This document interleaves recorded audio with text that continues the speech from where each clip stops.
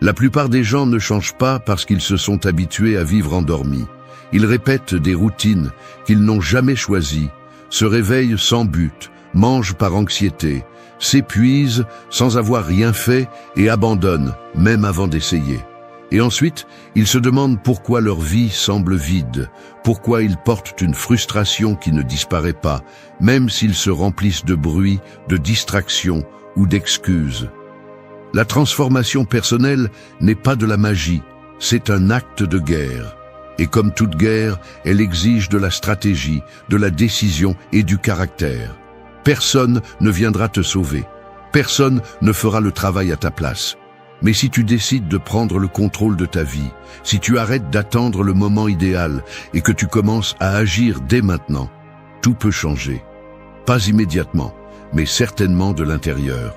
Ce n'est pas une recette de développement personnel vide.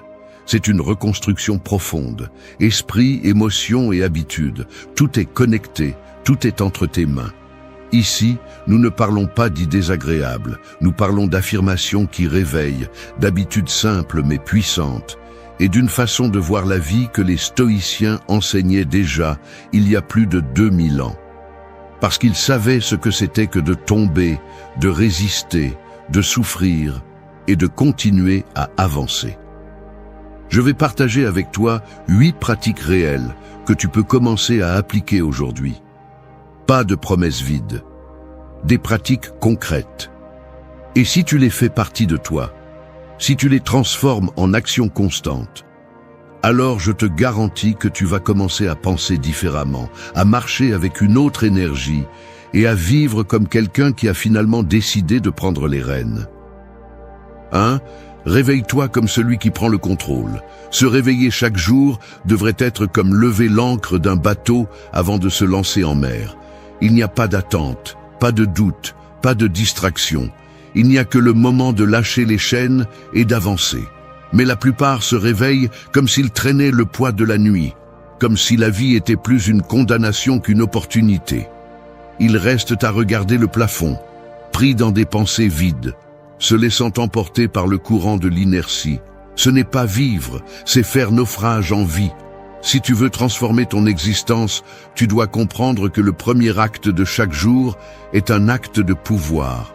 Peu importe si le sommeil était lourd, si le corps fait mal, si l'esprit insiste pour retourner au passé ou pour anticiper des problèmes. La véritable bataille commence dès que tu ouvres les yeux.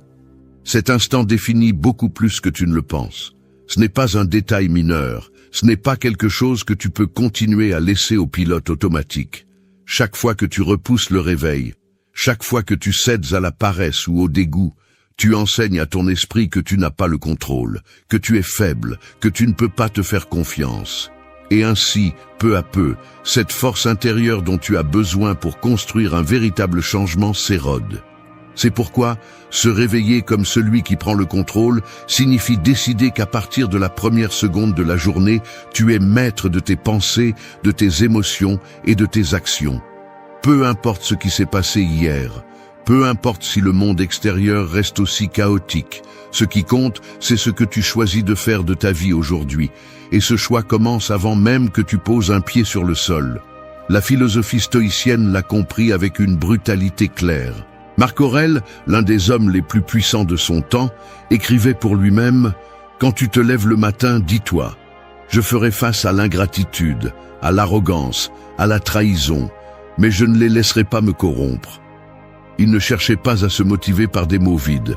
Il se préparait pour la bataille de la vie réelle, car il savait que chaque aube était une occasion de pratiquer le courage, la tempérance, la sagesse et la justice. Non pas parce que c'était facile, mais parce que c'était nécessaire. Adopter cette mentalité te change depuis le noyau. Au lieu de sortir dans le monde pour réagir à ce qu'on te jette, tu sors pour créer ta journée, pour définir ton chemin. Ta première pensée ne peut pas être une plainte, elle doit être une affirmation de pouvoir, quelque chose d'aussi simple que « Aujourd'hui, je m'appartiens, aujourd'hui, je décide comment vivre ». Ce n'est pas un rituel mystique, c'est un entraînement. Et comme tout entraînement, au début, ça coûtera. Mais chaque matin où tu vaincras cette voix faible qui veut repousser, chaque fois que tu te lèveras avec intention, même si tu n'en as pas envie, tu forgeras quelque chose que peu de gens ont, la maîtrise de soi. Il y aura des jours où la fatigue semblera gagner, des jours où la motivation ne se montrera nulle part. Et c'est justement là, quand tout semble aller contre toi, que tu devras te rappeler qui tu es et pourquoi tu te lèves. Tu n'es pas un spectateur dans cette vie. Tu n'es pas ici pour attendre que la journée te traite bien. Tu es ici pour prendre les rênes, pour t'imposer, pour construire même si ça fait mal. Se réveiller comme celui qui prend le contrôle n'est pas un acte romantique, c'est un acte de rébellion. C'est dire à la vie, aujourd'hui tu ne me traînes pas, aujourd'hui tu ne me perds pas, aujourd'hui je décide. Et quand tu le fais jour après jour, sans excuse, sans négociation avec ton côté faible, alors oui, quelque chose commence vraiment à changer. Ton esprit te respecte, ton corps répond, et la vie, bien qu'elle continue à te lancer des défis, commence à céder devant ta volonté inébranlable. 2. Salue la journée avec la poitrine ouverte. Chaque matin est comme entrer dans un champ de bataille invisible. Tu ne vois pas les flèches, tu n'entends pas les tambours de guerre, mais ils sont là. Les soucis, les critiques, les peurs, les nouvelles, les frustrations des autres, tout fait partie du terrain que tu vas fouler. Si tu sors voûté, craintif, attendant de voir ce qui va se passer, la journée t'écrasera sans pitié. Mais si tu sors avec la poitrine ouverte, ferme, comme celui qui sait qu'aucun coup ne le fera fléchir, alors c'est le jour qui devra s'adapter à toi, pas l'inverse. La posture n'est pas un détail physique, c'est une déclaration d'intention. Dès l'instant où tu te lèves et ouvres la poitrine, tu dis au monde et à toi-même que tu ne seras pas une victime de plus. Tu choisis de t'exposer, de te montrer, de faire face à tout sans te cacher. Ce n'est pas un acte superficiel. C'est un geste de courage qui transforme ton énergie interne. Le corps et l'esprit sont connectés de manière plus profonde que nous le pensons. Si tu marches recroquevillé, enchaîné à la peur, ton esprit cherchera des raisons pour confirmer cette faiblesse. Si tu marches droit, en respirant profondément, en laissant l'air t'élargir de l'intérieur, alors ton esprit commencera à travailler pour soutenir cette force. Les stoïciens l'ont compris. Nous ne pouvons pas contrôler ce qui nous arrive, mais nous pouvons contrôler comment nous y faisons face. Et cela commence par l'attitude interne avec laquelle tu salues la journée. Non pas avec ressentiment ou plainte, mais avec un courage qui n'a pas besoin de crier pour se faire remarquer. Saluer la journée avec la poitrine ouverte ne signifie pas ignorer les difficultés ni prétendre que tout va bien.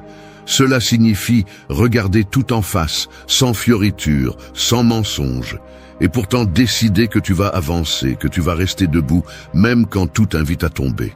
Il y a quelque chose de puissant à commencer la journée avec cette mentalité. Cela te permet de te rappeler que tu n'es pas à la merci des imprévus, que ta paix ne dépend pas de la façon dont le monde s'est réveillé, mais de la façon dont tu t'es réveillé. Chaque respiration profonde, chaque pas ferme que tu fais dès le début de la journée est une affirmation silencieuse que tu es prêt à vivre de manière consciente. Et vivre consciemment n'est pas facile. Cela implique de porter tes responsabilités, d'affronter tes peurs, de soutenir tes décisions même si personne d'autre ne les comprend. Quand le premier réflexe du matin sera de regarder ton téléphone, de vérifier les réseaux sociaux, de te perdre dans des stimuli vides, rappelle-toi cette image. Toi au milieu du champ de bataille, avec la poitrine ouverte, respirant profondément, prêt non pas à recevoir des ordres, mais à dicter le rythme de ta vie. Tous les jours ne seront pas glorieux. Il y aura des moments où l'air semblera plus lourd, où la tentation de te recroqueviller sera presque irrésistible. Mais c'est justement là, à ce croisement entre la reddition et la fermeté, que se forgent ceux qui changent leur destin. Personne ne va construire ton courage pour toi. Personne ne va porter ton poids. Personne ne peut respirer pour toi. Saluer la journée avec la poitrine ouverte est un acte d'affirmation quotidienne, une façon de se rappeler que même si tu ne contrôles pas tout ce qui arrive, tu décides de l'attitude avec laquelle tu le reçois. Et cette attitude, petit à petit, façonne ton destin. Ne cherche pas de garantie que tout ira bien. Ne cherche pas le confort éternel. Cherche la force interne de celui qui sait qu'il peut résister et avancer, même lorsque la journée lui lance des pierres au lieu de fleurs. Cette force ne se donne pas. Elle se construit. Et elle commence chaque matin dans ce moment simple et brutal où tu choisis comment tu vas affronter tout cela. 3. Parle la langue de l'abondance. Chaque mot qui sort de ta bouche est comme une graine jetée au sol. Certaines tombent sur un sol fertile, d'autres sur un terrain aride, mais toutes, absolument toutes, créent le paysage de ta vie. La plupart des gens sèment la pénurie sans s'en rendre compte. Ils se lèvent en disant « je ne peux pas, c'est difficile, c'est la vie » et chaque phrase est un ordre direct que leur esprit obéit. Parler la langue de l'abondance ne signifie pas répéter des phrases de motivation vides, c'est reconfigurer la façon dont tu interprètes et projettes ta réalité. Le langage façonne la perception et la perception dirige l'action. Si tu répètes que tu n'as pas de chance, ton cerveau cessera de chercher des opportunités. Si tu répètes que tout va mal, ton attention se concentrera uniquement sur ce qui ne va pas.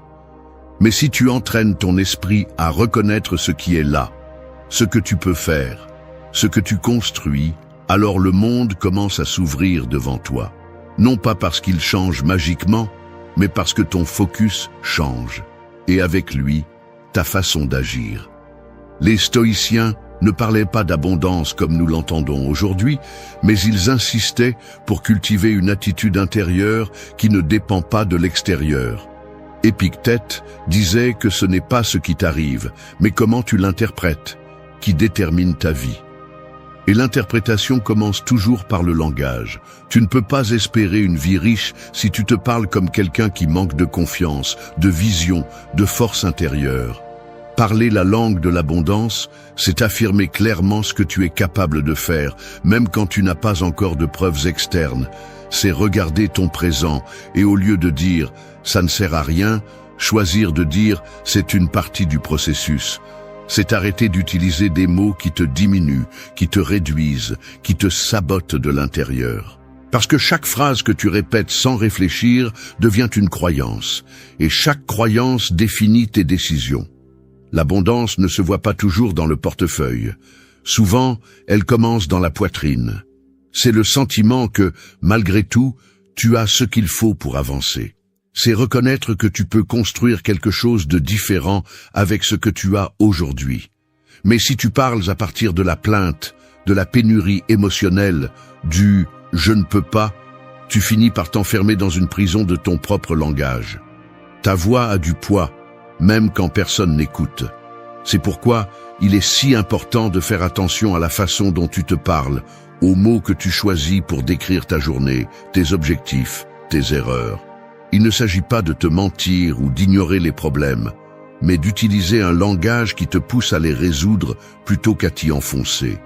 Dire « cela m'apprend quelque chose » est très différent de dire « cela m'arrive toujours ».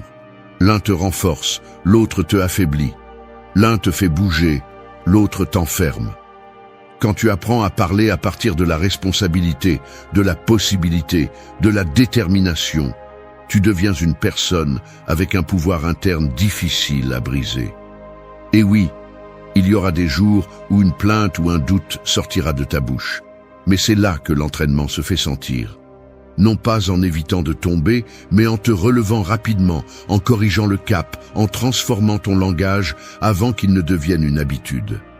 Parler la langue de l'abondance, c'est comprendre que ce que tu dis ne décrit pas seulement ton monde, il le crée.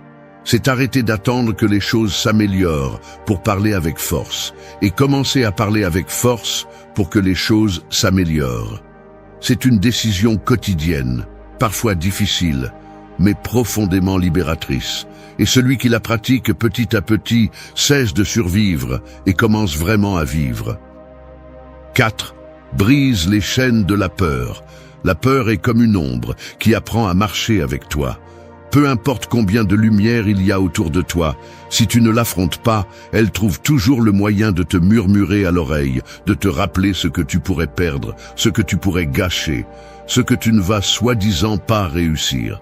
Et quand tu ne fais rien, quand tu es paralysé, cette ombre grandit, devient plus forte, s'assoit avec toi pour manger, travailler, rêver, jusqu'à ce qu'elle te convainque peu à peu qu'il vaut mieux vivre dans une cage connue que de sortir à la conquête de l'inconnu. Briser les chaînes de la peur n'est pas un acte impulsif, c'est une décision courageuse que l'on prend plusieurs fois par jour. Parce que la peur ne disparaît pas complètement, elle ne disparaît pas parce que tu l'ignores, tu l'affrontes ou tu l'insultes. La peur se transforme, elle se déguise, elle s'adapte. Parfois, elle se présente comme de la prudence, d'autres fois comme de la logique, d'autres fois encore comme de l'inquiétude pour l'avenir. Mais derrière tous ces déguisements, il y a une voix qui te dit « Reste tranquille, n'essaie pas. » Et si tu échoues? Et si tu l'écoutes une fois, la fois suivante, il sera plus difficile de bouger. Et quand tu t'en rends compte, des mois, voire des années ont passé, et tu vis en dessous de ce que tu pourrais être. La peur n'est pas ton ennemi, c'est un test. C'est le seuil qui se lève juste avant chaque véritable croissance. C'est cette barrière qui te dérange, qui te secoue, qui t'exige de choisir entre revenir en arrière ou avancer avec tout. Et c'est seulement en avançant que tu la brises. Ce n'est qu'en agissant lorsque le corps tremble que les chaînes s'affaiblissent. L'erreur est d'attendre que la peur disparaisse pour bouger. Cette attente peut durer toute une vie. Ce qui change les choses, c'est d'agir même quand tu as peur. Pas d'agir parce que tu n'as pas peur, mais malgré le fait qu'elle soit là. Les stoïciens le savaient bien. Ils ne demandaient pas une vie sans obstacles, ils demandaient du caractère pour les affronter. Ils savaient que la douleur, le rejet, la perte et l'incertitude font partie du jeu, et que vouloir les éviter ne fait que te rendre plus fragile. Briser les chaînes de la peur, c'est embrasser cette vérité. Rien de grand ne se construit dans le confort. Tout ce qui vaut la peine est de l'autre côté du risque. Il ne s'agit pas de faire des folies, ni de nier les dangers réels, il s'agit de regarder tes excuses en face et d'arrêter de te cacher derrière elles. Combien de fois as-tu dit que ce n'est pas le moment, que tu n'es pas encore prêt, que peut-être plus tard? Et combien de ces fois c'était juste de la peur déguisée en logique? La peur te murmure qu'elle te protège, mais en réalité, elle ne fait que te limiter. Et chaque jour où tu l'écoutes est un jour de plus où tu repousses la vie que tu pourrais vivre. La liberté personnelle ne se trouve pas, elle se conquiert. Et le premier mur à abattre est celui que tu construis avec tes propres peurs. Peu importe si tu trembles en le faisant, peu importe si ta voix tremble ou si ton cœur bat la chamade, ce qui compte, c'est que tu fasses le premier pas. Un seul, puis un autre, puis encore un autre. Chaque petit acte de bravoure est un coup porté aux chaînes, et même si tu ne le remarques pas au début, il arrive un moment où elle se brise, et tu te rends compte que la porte a toujours été ouverte, mais que tu n'osais pas la franchir. Briser les chaînes de la peur, c'est reprendre ton pouvoir. C'est arrêter de négocier avec ton côté faible. C'est dire à la peur, tu peux venir, mais tu ne vas pas décider pour moi. Et quand cela devient ta façon de vivre, tout change. Parce que tu ne fuis plus, tu avances. 5. Crois comme si tu l'avais déjà accompli. Croire en toi-même est comme construire un pont dans le brouillard. Tu ne vois pas l'autre côté clairement, mais à chaque pas ferme, ce pont prend forme. Et l'erreur la plus courante est de rester à attendre que la certitude apparaisse, le signal parfait, la validation externe, comme si quelqu'un d'autre devait autoriser ton avancement. La vérité est que si tu ne crois pas avant de voir les résultats, tu n'arriveras jamais à les obtenir. Parce que la confiance ne se gagne pas avec des preuves externes. Elle se construit de l'intérieur, avec discipline, avec courage, avec une vision que personne d'autre n'a besoin de comprendre. Croire comme si tu l'avais déjà accompli ne signifie pas vivre dans un fantasme. Ce n'est pas te mentir ni te vendre de la fumée. C'est adopter une mentalité où tes actions, tes mots et ton attitude reflètent la détermination, même si tu n'as pas encore les trophées que d'autres considèrent comme preuve de succès. Parce que si tu attends d'avoir les résultats pour commencer à te sentir capable, tu arrives en retard. La véritable transformation se produit lorsque tu agis à partir d'une identité future, pas à partir de tes limitations actuelles. Si tu veux accomplir quelque chose de grand, tu dois commencer à te comporter comme la personne qui l'a déjà fait, pas comme celle qui doute tout le temps. Les stoïciens parlaient de vivre avec vertu, pas avec des attentes. Pour eux, la valeur d'une personne n'était pas dans ce qu'elle possédait, mais dans sa façon de penser, de parler, d'agir face aux épreuves. Et c'est là la clé. Si tu penses comme quelqu'un de vaincu, si tu parles comme quelqu'un qui ne croit pas en lui, si tu agis comme quelqu'un qui se cache, peu importe ton talent ou combien d'opportunités se croisent sur ton chemin, tu vas te saboter encore et encore. En revanche, si tu commences à bouger avec détermination, si tu parles clairement, si tu soutiens ta vision avec force, même lorsque tu n'as pas de soutien, tu vas générer une énergie qui transforme ce qui t'entoure. Croire comme si tu l'avais déjà accompli est un entraînement quotidien. C'est te lever avec intention, c'est visualiser tes objectifs non pas comme des désirs lointains, mais comme des réalités en construction. C'est faire ton travail avec excellence, même si personne ne le voit encore. C'est avoir confiance en ton processus, même si d'autres en doutent. Parce que oui, la plupart ne comprendront pas. Ils diront que tu exagères, que tu rêves trop haut, que tu manques d'humilité. Mais ce qu'ils appellent arrogance est souvent juste de la détermination pure, et ce qu'ils appellent réalisme est, dans de nombreux cas, de la peur déguisée. Les gens qui réussissent n'ont pas de baguette magique. Ils ont de la conviction. Ils ont une vision si claire que même dans le chaos, ils continuent à avancer comme si tout faisait partie du plan. Et cette conviction ne naît pas du jour au lendemain. Elle se forge les jours où tout semble aller contre toi, quand rien ne se passe comme tu l'espérais et pourtant tu décides de continuer. C'est cette croyance qui construit des empires, pas celle qui dépend des applaudissements ou des résultats immédiats, mais celle qui se maintient dans l'obscurité quand personne ne regarde. Alors la prochaine fois que tu doutes, que tu te sens petit, que l'incertitude veut prendre le contrôle, respire profondément et rappelle-toi qui tu choisis d'être.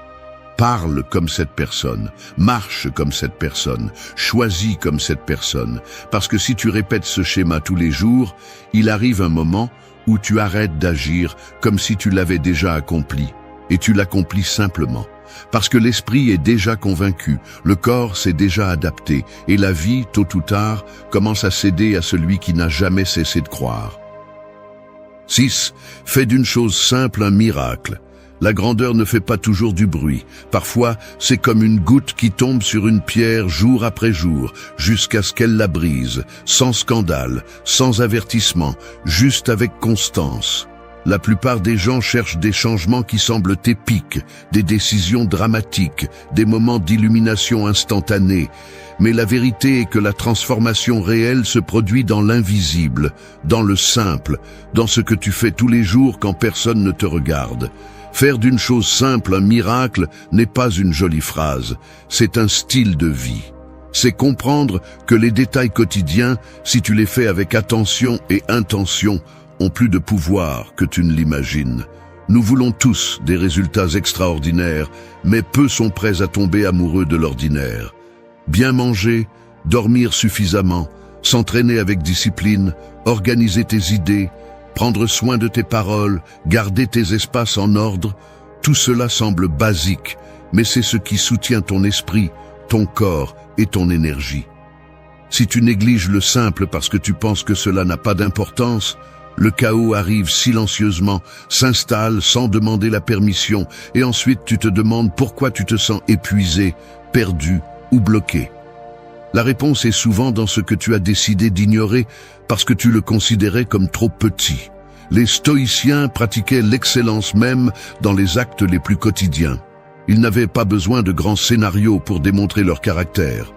Leur véritable vertu résidait dans leur réaction face à l'ordinaire, comment ils répondaient à la douleur, à la routine, aux devoirs quotidiens.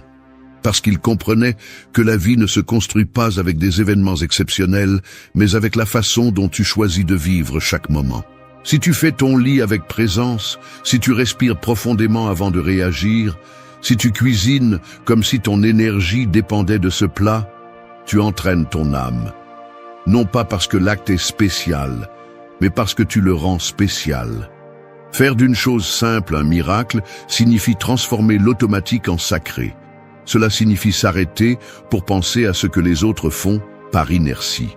C'est écrire avec clarté, écouter avec attention, remercier sans besoin de spectacle. C'est choisir la qualité avant la quantité dans tes paroles, dans tes relations, dans ton temps. Tu n'as pas besoin de faire plus. Tu as besoin de faire mieux. Tu as besoin d'être plus présent, plus conscient, plus engagé dans ce que tu fais, même si cela semble insignifiant. Parce que si tu n'es pas capable de prendre soin du petit, tu n'es pas prêt à soutenir le grand. Et oui, il y a des jours où cela te semblera ennuyeux, répétitif, sans sens. Des jours où ton esprit voudra te convaincre que tu as besoin de quelque chose de plus excitant, de plus intense, de plus grandiose. Mais c'est là que se définit ton chemin. Parce que celui qui s'entraîne dans le simple construit une base indestructible. Le chaos externe pourra frapper fort, mais tu sauras que tu as une structure solide, parce que tu as investi du temps, de l'énergie et du respect dans ce que les autres sous-estiment.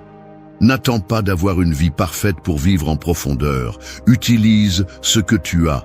Fais ce que tu peux. Mais fais-le avec excellence. Cette tasse de café en silence peut être un moment de paix. Cet entraînement de 20 minutes peut être une affirmation de discipline.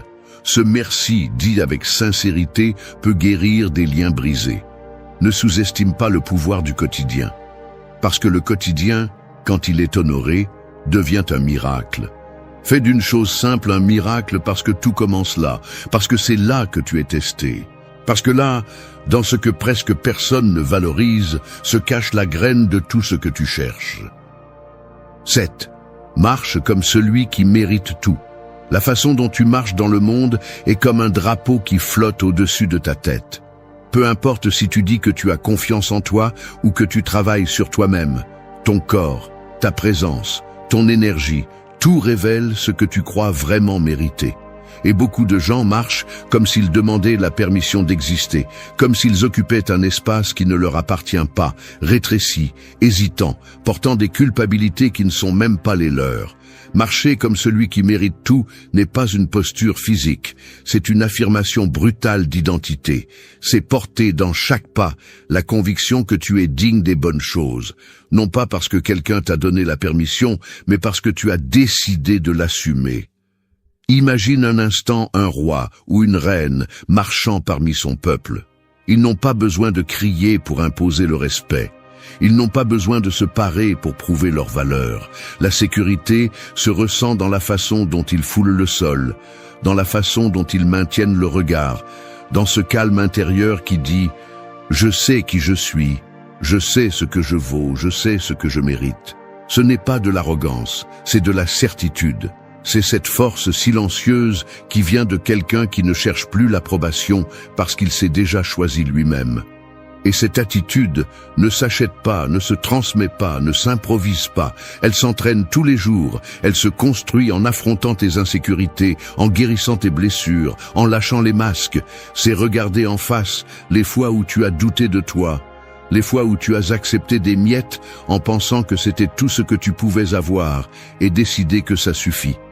Que tu ne vas plus vivre comme celui qui doit justifier son existence.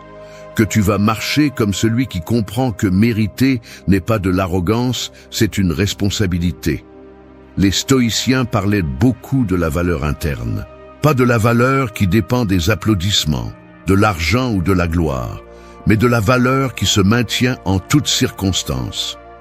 Pour eux, un être humain vertueux était précieux en soi, même si le monde ne le reconnaissait pas. Et cet enseignement est toujours vivant aujourd'hui. Marcher comme celui qui mérite tout, c'est reconnaître cette valeur en toi et agir en conséquence, même si les autres ne la voient pas, même s'ils te jugent, même s'ils essaient de te minimiser. Il ne s'agit pas de croire que tout te est dû. Il s'agit de vivre comme celui qui sait que tout ce qu'il veut construire commence par se respecter d'abord. Si tu ne te respectes pas, personne ne le fera pour toi. Si tu ne te traites pas avec dignité, le monde ne te la donnera pas.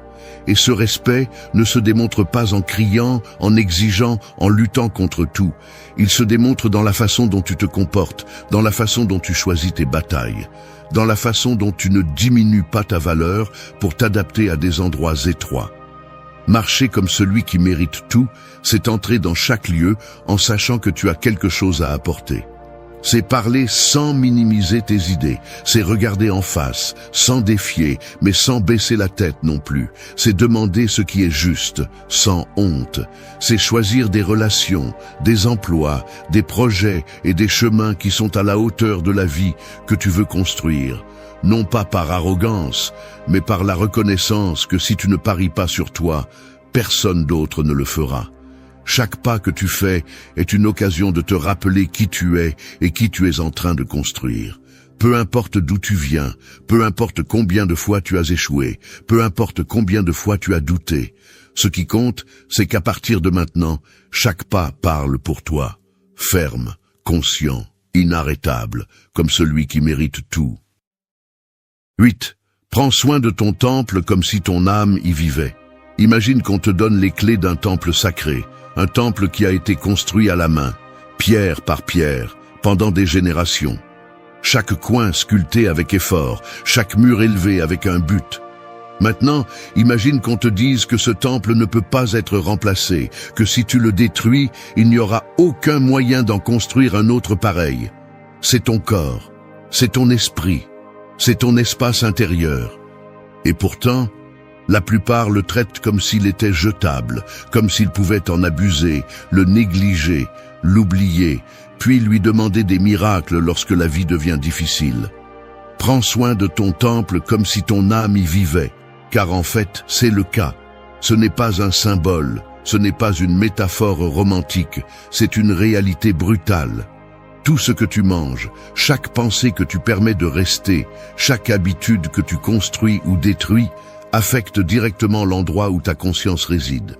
Si tu nourris ton corps avec des ordures, si tu laisses ton esprit se remplir de ressentiment, d'envie, d'auto-apitoiement, tu démolis les piliers de ce temple de l'intérieur, puis tu te demandes pourquoi tu manques d'énergie, de clarté, de force pour affronter la vie.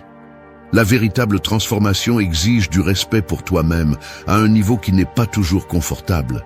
Il ne s'agit pas de vivre obsédé, il s'agit de comprendre que ton véhicule physique, ton outil mental, tes émotions sont des ressources finies et que chaque jour, tu décides si tu les renforces ou les épuises. Tu ne peux pas demander à un corps faible de soutenir de grands rêves. Tu ne peux pas demander à un esprit contaminé de construire des réalités puissantes. Tout commence par l'intérieur et les soins quotidiens ne sont pas négociables. Les stoïciens insistaient sur l'importance de se gouverner soi-même avant d'essayer de gouverner quoi que ce soit d'autre. Et une partie de ce gouvernement interne est de prendre soin de ce que tu permets d'entrer dans ton système, ce que tu consommes dans tous les sens, ce qui nourrit ou empoisonne ta vitalité. Prendre soin de toi n'est pas un acte de vanité, c'est un acte de survie consciente. C'est te préparer à résister aux assauts inévitables de la vie avec la plus grande force possible. Personne ne le fera pour toi. Personne ne te forcera à choisir ce qui te nourrit plutôt que ce qui te détruit. Cette responsabilité est la tienne et la décision se prend tous les jours, pas une seule fois. Chaque repas, chaque repos, chaque livre que tu choisis de lire ou d'ignorer, chaque conversation que tu acceptes ou rejettes, chaque entraînement que tu fais ou remets à plus tard est une brique de plus dans la construction ou la destruction de ton temple. Alors, regarde-toi avec le même respect que tu aurais pour quelque chose de sacré. Non pas parce que tu es parfait, mais parce que tu es unique. Non pas parce que tu ne peux pas faire d'erreur, mais parce que chaque erreur que tu corriges te rend plus fort. Prends soin de ton temple comme si ton âme y vivait, car vivre n'est pas seulement respirer. Vivre, c'est honorer l'endroit qui t'a été donné pour exister, apprendre et transcender. Imagine que tu es un guerrier pris au piège, dans un labyrinthe qui change de forme chaque fois que tu baisses ta garde. Chaque couloir est une émotion incontrôlée, chaque ombre, un désir passager, chaque mur, une impulsion cherchant à te détourner. C'est ainsi la vie quand tu ne prends pas le contrôle. C'est ainsi la vie, quand tu laisses ton esprit décider pour toi, au lieu d'être toi qui sculpte ton caractère à coups de volonté. La plupart des gens marchent sans but, croyant qu'ils vivent, mais ils survivent à peine. Ils se réveillent sans savoir pourquoi, ils travaillent sans savoir pourquoi, et ils dorment pour échapper à une journée qui n'a rien signifié. Ils se laissent emporter par les nouvelles, par les peurs, par les attentes des autres. Ils sont des bateaux sans gouvernail, des marionnettes d'un système qui applaudit la médiocrité déguisée en succès vide. Tu n'es pas ici pour ça. Tu n'es pas venu pour suivre des ordres invisibles, ni pour remplir des espaces qui n'ont pas de sens. Tu es venu pour te construire, pour sculpter chaque pensée, chaque action et chaque réaction, comme si tu étais un sculpteur donnant forme à un chef-d'œuvre. Et ce chef-d'œuvre, c'est toi. Chaque jour où tu choisis d'agir sans conscience, tu livres ta vie sur un plateau d'argent à tout ce que tu méprises. Chaque jour où tu choisis d'agir avec un but, tu récupères un morceau de ton âme. Le stoïcisme n'est pas un idéal à admirer de loin, c'est un art à pratiquer dans l'arène de la vie réelle, où la douleur, la tentation et l'échec font partie du prix que tu dois payer si tu veux vraiment vivre éveillé. Aujourd'hui, je veux te parler de 8 principes, 8 flammes qui peuvent allumer en toi la force que tu as toujours eue, mais que tu as peut-être oubliée sous des couches de routine, de peur et de confort. Je ne vais pas te mentir, c'est pour ceux qui ont du courage, pas pour ceux qui cherchent des excuses. C'est pour ceux qui en ont marre d'attendre des miracles et décident d'être leur propre miracle. Si tu es prêt à agir, si tu es prêt à subir le feu qui trempe l'acier, alors écoute bien, parce que c'est ici que commence la vraie bataille. 2. Choisis le devoir plutôt que le désir. Un cheval déchaîné court de toutes ses forces, mais peu importe l'énergie qu'il a, s'il n'y a pas de rêne ferme, il se perdra dans le néant ou se heurtera au premier obstacle. C'est ainsi que le désir est en toi, puissant, impulsif, mais aveugle. Il peut te faire courir avec fureur après des plaisirs éphémères. Il peut t'éloigner de ton but sans même que tu t'en rendes compte. Si tu n'apprends pas à monter et à dominer cette impulsion sauvage, tu seras juste un autre qui gaspille sa vie à poursuivre ce qui n'a pas d'importance, esclave d'appétits qui ne sont jamais rassasiés. Le monde crie que tu devrais suivre tes désirs, que tu devrais poursuivre ce qui te fait te sentir bien, que tu ne devrais pas te limiter, que tu devrais te soumettre à chaque impulsion comme si c'était un commandement divin. Mais les stoïciens savaient quelque chose que la société moderne a oublié. Tout ce que tu veux n'est pas bon pour toi. Tout ce que tu désires ne te renforce pas. Tout ce que tu désires ne te rapproche pas de la vie que tu veux construire. Le désir est trompeur. Il se déguise en besoin. Il te murmure que tu mérites de te reposer quand tu devrais continuer, que tu mérites de te rendre quand tu devrais résister, que tu mérites de te faire plaisir quand tu devrais te forger. Le devoir, en revanche, est silencieux. Il ne s'impose pas. Il ne te crie pas au visage. Il ne séduit pas. Le devoir est cette voix intérieure qui sait quel est le bon chemin, même si cela fait mal, même si cela fatigue, même si parfois il semble que personne d'autre ne le comprend ou ne l'apprécie. Le devoir n'est pas toujours excitant, n'est pas toujours amusant, mais il est toujours ce qui soutient ton caractère, ce qui maintient ton intégrité intacte lorsque tout autour de toi essaie de te corrompre. Chaque jour, tu as devant toi 2 chemins, celui du désir et celui du devoir. Le désir t'offre des récompenses rapides, des plaisirs immédiats, une reconnaissance bon marché. Le devoir exige de toi de la patience, de l'effort, du renoncement. Le désir t'endort, te rend faible, te transforme en quelqu'un de manipulable, dépendant de stimuli externes pour sentir que la vie vaut la peine d'être vécue. Le devoir te réveille, te durcit, te donne une satisfaction qu'aucun plaisir superficiel ne peut égaler. La satisfaction de savoir que tu es maître de toi-même. Ne confonds pas le confort avec le bonheur. Ne confonds pas le plaisir avec l'accomplissement. Ne confonds pas la gratification immédiate avec une vie pleine.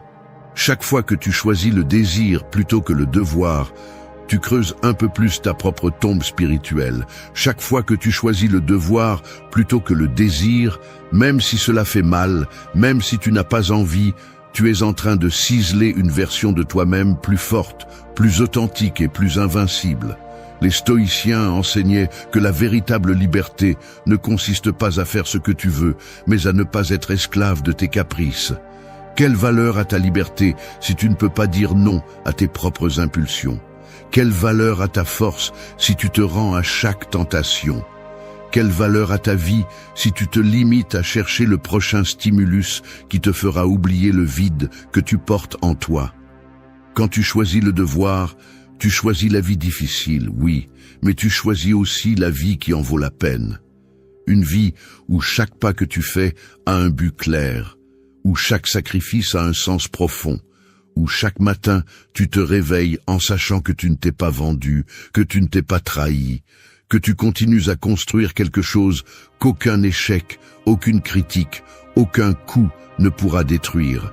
Alors, quand le doute t'assaille, quand la paresse te tente, quand le plaisir facile t'appelle, rappelle-toi qui tu veux être, pas qui on te dit que tu devrais être, pas qui il est confortable d'être, mais qui tu as décidé avec du sang, de la sueur et du courage de devenir. Là est ton devoir, là est ton véritable pouvoir, et tout le reste n'est que du bruit. 3. Réveille-toi avec un but, pas avec des impulsions. Chaque matin est comme ouvrir les yeux au milieu d'une bataille silencieuse. Tu ne vois pas les armes, tu n'entends pas les cris, mais elles sont là, les forces qui veulent te ramener à l'inertie, au vide, à une vie sans direction. Et si tu ne te réveilles pas avec un but, tu te réveilles comme un soldat désarmé, prêt à être vaincu avant de faire le premier pas. Il y a ceux qui ouvrent les yeux, et la première chose qu'ils cherchent est une excuse pour continuer à dormir. Il y a ceux qui sautent du lit simplement parce que l'horloge les menace, parce que le monde exige leur présence, parce qu'ils ne veulent pas affronter les conséquences de rester immobiles. Et il y a d'autres, très peu, qui se réveillent comme s'ils mettaient une armure, conscients que chaque jour est une opportunité pour se rapprocher de ce qui compte vraiment, pour vivre selon leur but, pas selon leur humeur, ni leurs impulsions, ni les exigences absurdes des autres. Il ne s'agit pas d'être parfait ou d'avoir tout sous contrôle. Il s'agit d'ouvrir les yeux et de te demander avant tout quelle sorte de personne tu veux être aujourd'hui, quel type de vie tu veux construire avec les actions qui sont sur le point de naître de toi. Parce que chaque acte, chaque mot, chaque décision compte. Chaque matin est un choix. Vivre ou végéter, avancer ou reculer, créer ou consommer, diriger ou suivre aveuglément. La plupart vivent leur matin comme un accident, comme une formalité, comme quelque chose qui arrive simplement. Et puis, ils se demandent pourquoi leurs journées se sentent vides, pourquoi leurs semaines s'évaporent sans laisser de traces, pourquoi leurs vies deviennent une somme de regrets et de rêves brisés. Ce n'est pas un mystère, c'est un manque de but, c'est un manque de direction. C'est vivre au rythme d'impulsions qui ne construisent rien, qui ne font que s'user. Le but n'est pas quelque chose de magique qui apparaît lors d'une nuit d'inspiration. Le but se forge, se choisit, se rappelle chaque jour, surtout les jours où tu as le moins envie de t'en souvenir. C'est la boussole qui t'empêche de te perdre parmi les bruits, les fausses urgences, les distractions conçues pour te maintenir faible. Tu ne peux pas attendre de te sentir inspiré pour agir, car il y aura des matins où tu ne ressentiras rien d'autre que de la fatigue ou de l'ennui. Et c'est précisément là que ton but compte le plus, où ton caractère est le plus mis à l'épreuve. Les stoïciens enseignaient que la discipline quotidienne est le chemin vers la liberté intérieure. Et il n'y a pas de discipline s'il n'y a pas d'intention dès le premier instant. Tu ne peux pas laisser la première heure de ta journée être un désordre de notifications, de plaintes et d'excuses. La première heure donne le ton, entraîne ton esprit à t'obéir ou à te dominer, tu décides. Quand tu te réveilles, ne demande pas ce que tu as envie de faire, demande ce qui est juste à faire. Ne te demande pas comment tu te sens, demande dans quelle direction tu veux avancer. Ne te demande pas ce que le monde exige de toi, demande ce que ton propre potentiel exige de toi. Et ensuite, agis. Sans hésiter, sans négocier, sans demander la permission. Parce que chaque matin est une petite vie, et chaque vie gaspillée est un rappel brutal que le temps ne va pas t'attendre. Si tu veux une existence qui vaut la peine, si tu veux du respect pour toi-même, si tu veux pouvoir te regarder dans le miroir et savoir que tu n'as pas trahi ce que tu as en toi, alors réveille-toi avec un but, tous les jours, sans excuse, sans raccourci, sans hésitation. C'est seulement ainsi que tu cesseras d'être la victime des impulsions et que tu commenceras à être l'auteur de ton destin. 4. Forge ton caractère dans le feu de l'adversité. Un morceau de métal faible se déforme à la première étincelle, mais l'acier véritable ne naît qu'après avoir supporté la chaleur brûlante de la forge. Chaque coup qu'il reçoit, chaque seconde qu'il résiste dans le feu, le transforme, le durcit, le purifie. Il en va de même pour le caractère humain, car sans souffrance, sans épreuve, sans résistance, il n'y a pas de force qui vaille la peine d'être admirée. La plupart fuient la douleur comme si c'était une malédiction. Ils courent loin de la difficulté comme si c'était une erreur. Ils se cachent de l'adversité comme si c'était quelque chose qu'ils ne devraient pas expérimenter. Mais la réalité est simple et brutale. La douleur est le prix de la grandeur, la difficulté est le prix de la transformation, et l'adversité n'est pas l'ennemi, c'est le théâtre où se révèle qui tu es vraiment. Tu peux prétendre être fort quand tout va bien. Tu peux te tromper en croyant que tu as du courage, alors que le chemin est plat, mais ce n'est qu'au moment où tout s'effondre, au moment où la vie te frappe avec toute sa cruauté, que tu sais de quoi tu es fait. Tu ne peux pas demander une vie facile et en même temps vouloir être invincible. Tu ne peux pas demander du confort et ensuite espérer avoir le caractère nécessaire pour résister aux tempêtes. Tout ce qui vaut la peine d'être construit exige un prix. Et ce prix est souvent l'adversité elle-même. C'est la douleur qui te démasque, qui te force à regarder tes propres faiblesses en face, qui te force à décider si tu te brises ou si tu te durcis. Les stoïciens n'acceptaient pas seulement l'adversité, ils la cherchaient comme celui qui aiguise son épée avant d'entrer en combat. Non pas parce qu'ils aimaient la souffrance, mais parce qu'ils comprenaient que chaque difficulté est une opportunité d'entraînement, chaque coup une opportunité de renforcement. Si chaque fois que quelque chose fait mal, tu t'arrêtes, si chaque fois que quelque chose se complique, tu recules, tu signes ton arrêt de mort. Si chaque fois que tout semble s'effondrer, tu choisis de rester ferme, de faire un pas de plus, de lever la tête, même si le monde veut te voir tomber, alors tu forges en toi quelque chose qui ne peut être brisé. N'attends pas que la vie te traite avec des gants de soie. Ne crois pas au conte où tout arrive facilement et sans sacrifice. Ne te trompe pas en croyant que tu es fort simplement parce que tu as eu de la chance jusqu'à présent. La véritable force est silencieuse, elle ne se vante pas, elle n'a pas besoin d'applaudissements, et elle se construit en supportant, en résistant, en te relevant encore et encore, même quand tu ne vois plus le sens de continuer. Chaque défi que tu affrontes est une question silencieuse que la vie te lance. Vas-tu te briser ou vas-tu te forger ? Chaque douleur que tu traverses est une opportunité de polir ton caractère, de devenir quelqu'un qui non seulement survit, mais qui grandit, qui se renforce, qui transforme chaque défaite en une couche supplémentaire de résistance. Arrête d'attendre des conditions idéales pour être fort. Arrête de rêver de chemins faciles. Embrasse le feu, supporte le marteau, laisse la vie te frapper si nécessaire, mais ne laisse pas ton esprit se briser. Parce qu'à la fin, la seule chose qui compte vraiment n'est pas combien de fois tu es tombé, mais que tu n'as jamais laissé aucune chute définir qui tu étais. Chaque adversité est une forge invisible. Chaque souffrance est un ciseau qui façonne ton caractère. Chaque coup, chaque blessure, chaque bataille perdue te rapproche d'un pas de ta meilleure version si tu as le courage de ne pas abandonner. Alors, ne fuis pas le feu, marche vers lui, car c'est dans ce feu que naissent les invincibles. 5. Honore ton corps comme l'outil de ta volonté. Un guerrier peut avoir l'esprit le plus stratégique du monde, mais si son épée est rouillée, si son armure est brisée, si son bouclier tombe en morceaux, alors peu importe combien il veut se battre, il est condamné à la défaite. Ton corps est cette épée, cette armure, ce bouclier. C'est le véhicule qui transporte ton esprit et ta volonté à travers la vie.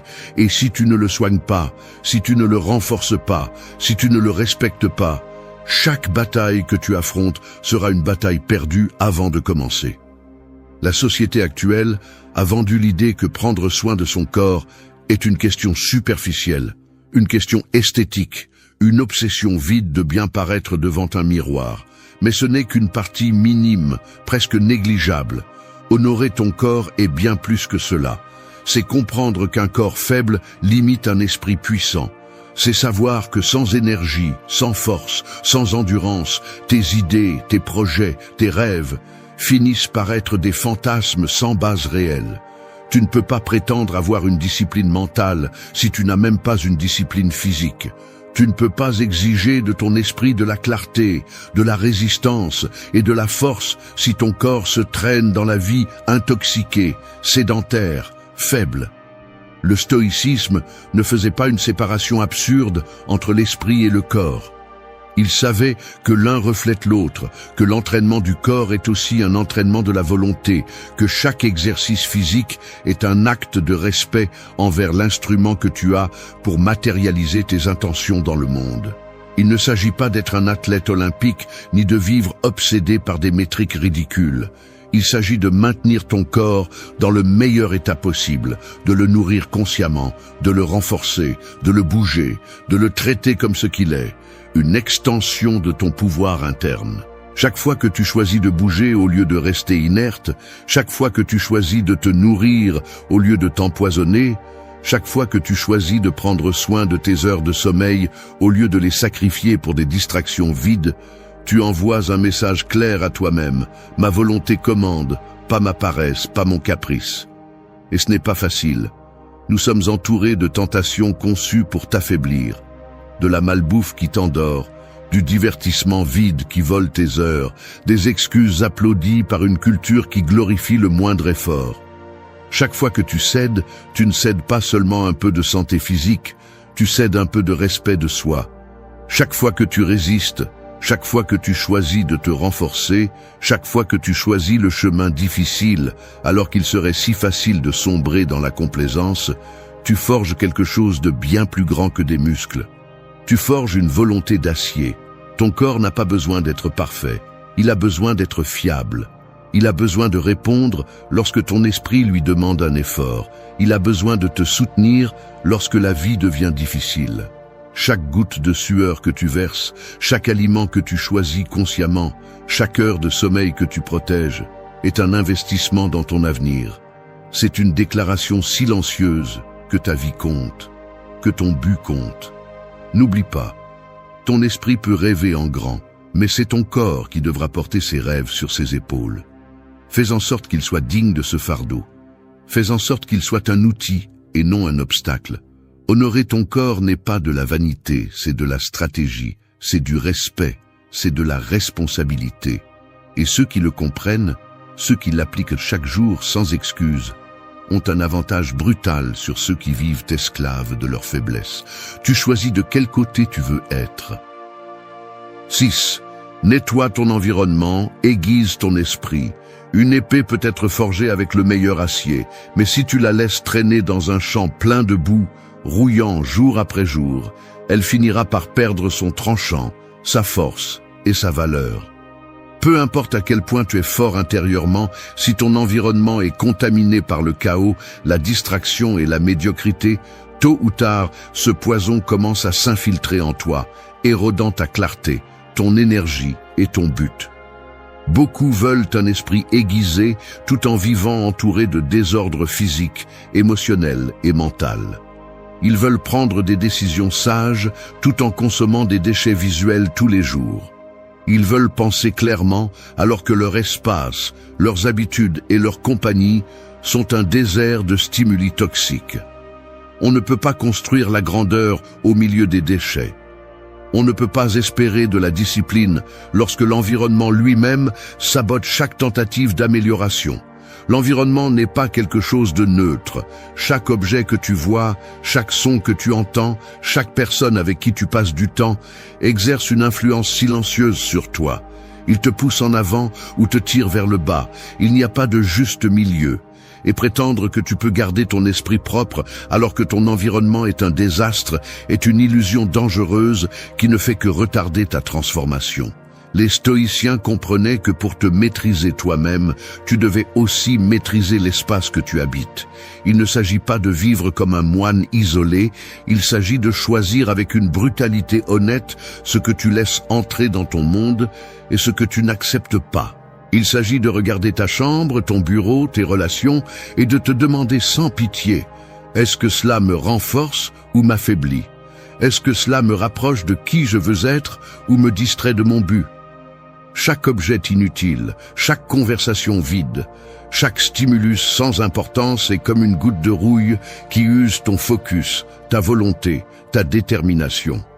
Si tu ne nettoies pas, si tu ne ranges pas, si tu ne coupes pas sans pitié ce qui est superflu, ton esprit se remplit de bruit et au milieu du bruit, tu ne peux pas entendre la voix de ta propre conscience. N'aie pas peur d'être radical. N'aie pas peur de dire non à des environnements qui ne résonnent plus avec toi. N'aie pas peur de lâcher ce qui pèse plus que sa valeur, parce que chaque fois que tu nettoies ton environnement, tu envoies un message silencieux mais puissant. Mon but est sacré, mon énergie est précieuse, mon temps est limité et je ne vais pas le gaspiller en déchets. L'environnement que tu choisis est la première ligne de défense de ton esprit. Si tu veux penser clairement, entoure-toi de clarté. Si tu veux agir avec un but, construis des espaces qui te rappellent qui tu es et ce que tu cherches.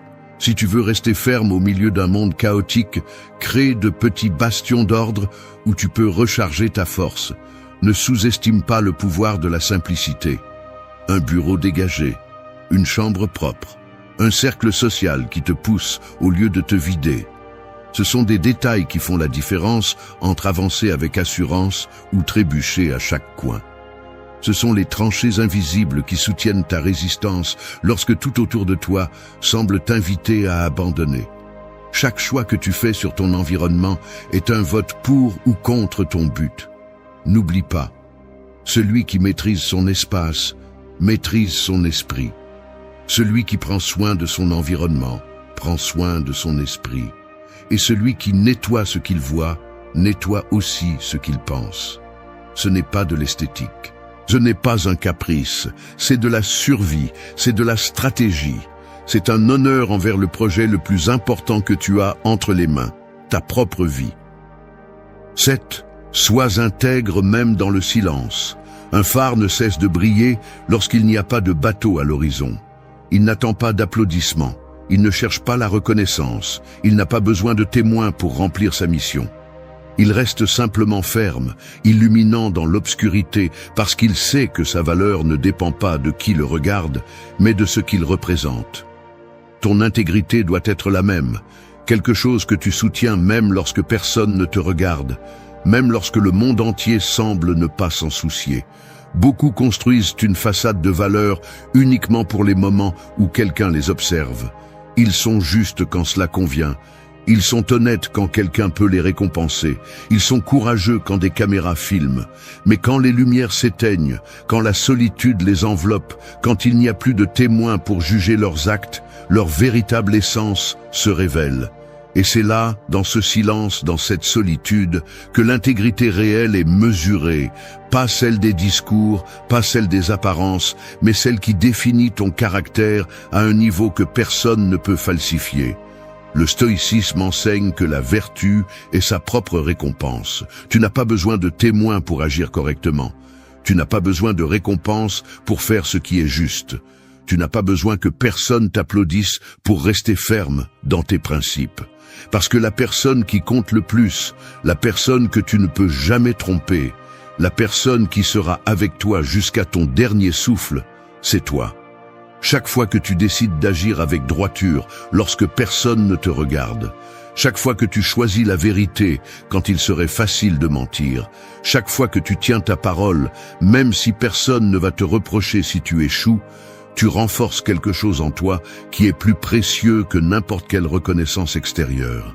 Tu construis une confiance en toi qui ne dépend de l'opinion de personne. Tu Tu crées un noyau interne inébranlable qui peut résister aux tempêtes les plus brutales. L'intégrité n'est pas glamour, elle n'est pas bruyante, elle n'est pas spectaculaire, mais c'est ce qui soutient ceux qui laissent vraiment une trace dans le monde. Parce que tôt ou tard, la vie met tout le monde à l'épreuve. Et au moment de l'épreuve, quand la pression écrase, quand les masques tombent, quand la douleur ou la tentation appelle, seuls ceux qui ont cultivé l'intégrité dans le silence pourront rester debout. Il ne s'agit pas d'être parfait, il s'agit d'être conscient, de savoir que chaque petite action compte, de comprendre que chaque choix en solitude est une déclaration de qui tu es au plus profond de toi. De ne pas avoir besoin de public pour être la meilleure version de toi-même, de vivre comme si chaque moment était un serment devant ta propre conscience. Le chemin de l'intégrité n'est pas facile. Parfois tu sentiras que personne ne l'apprécie, que personne ne le remarque, que personne ne s'en soucie. Parfois tu verras comment d'autres prospèrent sur la base de tromperies, de raccourcis et de masques.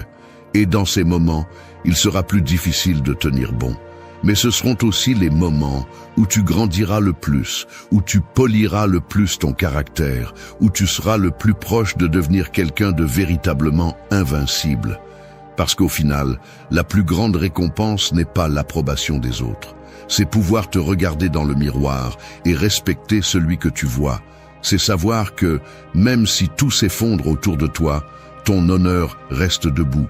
C'est avoir la tranquillité brutale de celui qui sait qu'il n'a jamais trahi ce qui compte vraiment, même si personne d'autre ne le savait. Alors, sois le phare. Brille même si personne ne regarde. Reste ferme même si le monde est indifférent. Parce que celui qui est intègre dans le silence est invincible dans la tempête. 8. Que tes actes parlent plus fort que tes mots. Une cloche peut être suspendue en haut d'une tour, brillante, lourde, imposante, mais si elle ne sonne pas, si elle ne vibre pas avec force, c'est comme si elle n'existait pas. Peu importe à quel point elle semble impressionnante, sa véritable valeur réside dans l'écho qu'elle laisse dans l'air. Il en va de même pour toi. Peu importe ce que tu dis que tu vas faire, peu importe ce que tu promets, peu importe ce que tu déclares au monde, si tes actions ne font pas écho dans la réalité, si ta vie ne soutient pas chaque mot qui sort de ta bouche. Aujourd'hui, les discours, les slogans inspirants, les intentions nobles qui s'évaporent dès que l'inconfort apparaît sont légion. Les réseaux sont remplis de promesses vides, de déclarations de principes qui s'effondrent à la première tentation, de masques qui tombent à la moindre brise. Mais la vérité est brutale et simple. Ta parole vaut exactement ce que valent tes actes, ni plus ni moins. Le stoïcisme nous enseigne que l'honneur véritable ne réside pas dans ce que tu proclames, mais dans ce que tu fais quand personne ne t'applaudit, quand personne ne t'écoute. Quand les conditions ne sont pas idéales. Les mots peuvent séduire, peuvent impressionner, peuvent manipuler, mais les actes sont incorruptibles. Les actes sont ta véritable voix. Ils sont l'empreinte que tu laisses dans le monde, la marque qui parle pour toi bien après que tu te sois tu, chaque fois que tu agis en cohérence avec tes valeurs, chaque fois que tu choisis l'effort plutôt que l'excuse, chaque fois que tu tiens une promesse que personne ne pensait que tu tiendrais, tu façonnes une réputation qui n'a pas besoin d'ornement. Tu construis une autorité silencieuse qui ne nécessite pas que tu élèves la voix pour être respecté. Car au final, le véritable respect ne se réclame pas, il se conquiert par l'exemple. Parler beaucoup et agir peu est une maladie de notre époque. Et chaque fois que tu tombes dans ce piège, tu affaiblis ta crédibilité, tu érodes ta confiance en toi, tu deviens quelqu'un qui ne peut même pas se faire confiance. Car tu sais, au fond de toi, que tes mots pèsent moins que tes excuses, que tes promesses pèsent moins que tes peurs. Ne dis pas que tu vas changer, change. Ne dis pas que tu vas commencer, commence. Ne dis pas que tu vas résister, résiste. Ne remplis pas l'air de mots si tu n'es pas prêt à remplir ta vie d'actes. Car chaque mot que tu ne soutiens pas par l'action est une dette qui vide ton âme petit à petit. Fais de ta vie une démonstration, pas une explication. Laisse ceux qui te connaissent n'avoir pas à te demander en quoi tu crois. car ils le verront dans la façon dont tu agis, dans la façon dont tu affrontes les difficultés, dans la façon dont tu traites les autres quand personne ne t'évalue. Sois ce genre de personne qui n'a pas besoin de crier qui elle est, car sa simple présence dit tout. Ton héritage ne sera pas tes discours, ce seront tes actes. Ton impact ne sera pas le nombre d'opinions que tu as partagées, ce sera le nombre de vies que tu as touchées par ton exemple silencieux. Alors garde tes mots pour quand ils sont nécessaires et laisse ta vie être l'écho qui résonne bien plus fort que tout ce que tu pourrais dire. Souviens-toi toujours, dans un monde plein de bruit, les actions véritables sont un cri qui n'a pas besoin de traduction. Et celui qui agit avec intégrité, persévérance et courage, même s'il ne dit rien, même si personne ne le célèbre, devient une force impossible à ignorer. Parfois, la douleur que nous laisse une autre personne semble être une ancre impossible à lever. Nous nous retrouvons là, en silence, pris au piège dans une histoire qui est déjà terminée, nous accrochant à des souvenirs qui n'existent que dans notre tête. Nous nous demandons encore et encore ce que nous avons fait de mal, ce que nous aurions pu changer, comme si remonter le temps était une option réelle. Mais ce n'est pas le cas. La vie n'attend personne, et encore moins celui qui refuse de lâcher le poids mort du passé. Cette souffrance émotionnelle, surtout après une rupture, peut vous dévorer de l'intérieur si vous n'apprenez pas à y mettre un terme. Personne ne viendra vous sauver. Personne ne viendra refermer vos blessures. Si vous voulez vous libérer, si vous voulez retrouver votre paix, vous allez devoir vous battre. Mais pas avec une colère aveugle, mais avec la froide clarté de quelqu'un qui comprend que la vie continue et que s'accrocher à la douleur est un choix, pas une condamnation. Aujourd'hui, nous allons parler de 8 leçons qui peuvent transformer votre façon de faire face à la souffrance. 8 armes stoïciennes qui ne sont pas de jolies phrases, ni des astuces vides. Ce sont des principes réels, brutaux si vous voulez le voir ainsi, que vous pouvez pratiquer au quotidien. Nous allons parler de fermer des portes qui n'auraient jamais dû être ouvertes, d'utiliser l'acceptation comme un bouclier, de briser le cycle du victimisme et de couper à la racine le pouvoir de ceux qui n'ont plus leur place dans votre vie. Ce chemin ne sera pas facile. Il n'a pas besoin de l'être. Se libérer n'est jamais confortable, mais je vous promets une chose. Si vous osez le traverser, vous ne serez plus jamais la même personne. Vous serez plus fort, plus libre et plus éveillé que jamais. Maintenant, allons-y de front. 1. Ferme cette porte qui n'aurait jamais dû être ouverte. Imagine que tu es dans une maison qui représente ta vie. Il y a beaucoup de pièces, certaines remplies de souvenirs, d'autres de rêves, d'autres de blessures. Mais il y en a une en particulier que tu n'aurais jamais dû ouvrir. Elle est au bout du couloir, le bois est pourri, l'air à l'intérieur est lourd, et chaque fois que tu franchis son seuil, quelque chose en toi se brise. Cette pièce est cette relation, cette personne, cette situation que tu as décidé de permettre alors qu'au fond de toi, tu savais qu'elle n'était pas bonne pour toi. La plupart des gens ne veulent pas l'admettre. Mais parfois la souffrance n'est pas tant due à ce qu'on nous a fait, mais à ce que nous avons laissé entrer. Pour ne pas avoir fermé cette porte à temps. Pour avoir permis à quelqu'un avec une tempête dans l'âme de rester vivre dans ta paix. Fermer cette porte n'est pas oublier. Ce n'est pas faire semblant que rien ne s'est passé. C'est avoir le courage de dire « cela n'entre plus dans ma vie ». C'est une décision crue, inconfortable et souvent douloureuse, parce que fermer signifie accepter que quelque chose est terminé. Et la plupart des gens ont peur de cette fin parce qu'ils se sentent vides, sans savoir qui ils sont sans cette histoire. Mais laisse-moi te dire quelque chose. Tu n'es pas ce que tu as souffert, tu n'es pas ce que tu as permis, tu n'es pas ce que cette personne n'a pas su voir en toi. Tu es ce que tu décides de faire maintenant avec toute cette douleur. Et si tu choisis de rester là, à regarder cette porte entr'ouverte, en espérant que quelqu'un revienne te donner ce qu'il ne t'a pas donné quand il en avait l'occasion, alors tu choisis de saigner seul. Le stoïcisme ne consiste pas à endurer comme un martyr. Il s'agit de reconnaître ce qui est sous ton contrôle. Et fermer cette porte l'est. Personne ne peut le faire pour toi. Personne ne viendra te pousser en avant. Tu peux avoir 1000 raisons de justifier pourquoi il est difficile de lâcher prise, mais à la fin, il n'y en a qu'une qui compte vraiment. Tu choisis de rester. Tu choisis de revivre chaque conversation, chaque promesse brisée, chaque trahison, comme si cela changeait le résultat. Ça ne le fera pas. Et pendant que tu continues à regarder en arrière, la vie continue, implacable, sans t'attendre. Fermer n'est pas seulement bloquer, ce n'est pas seulement effacer le numéro ou supprimer les photos. C'est un acte interne, une rupture mentale avec cette personne et tout ce qu'elle représente.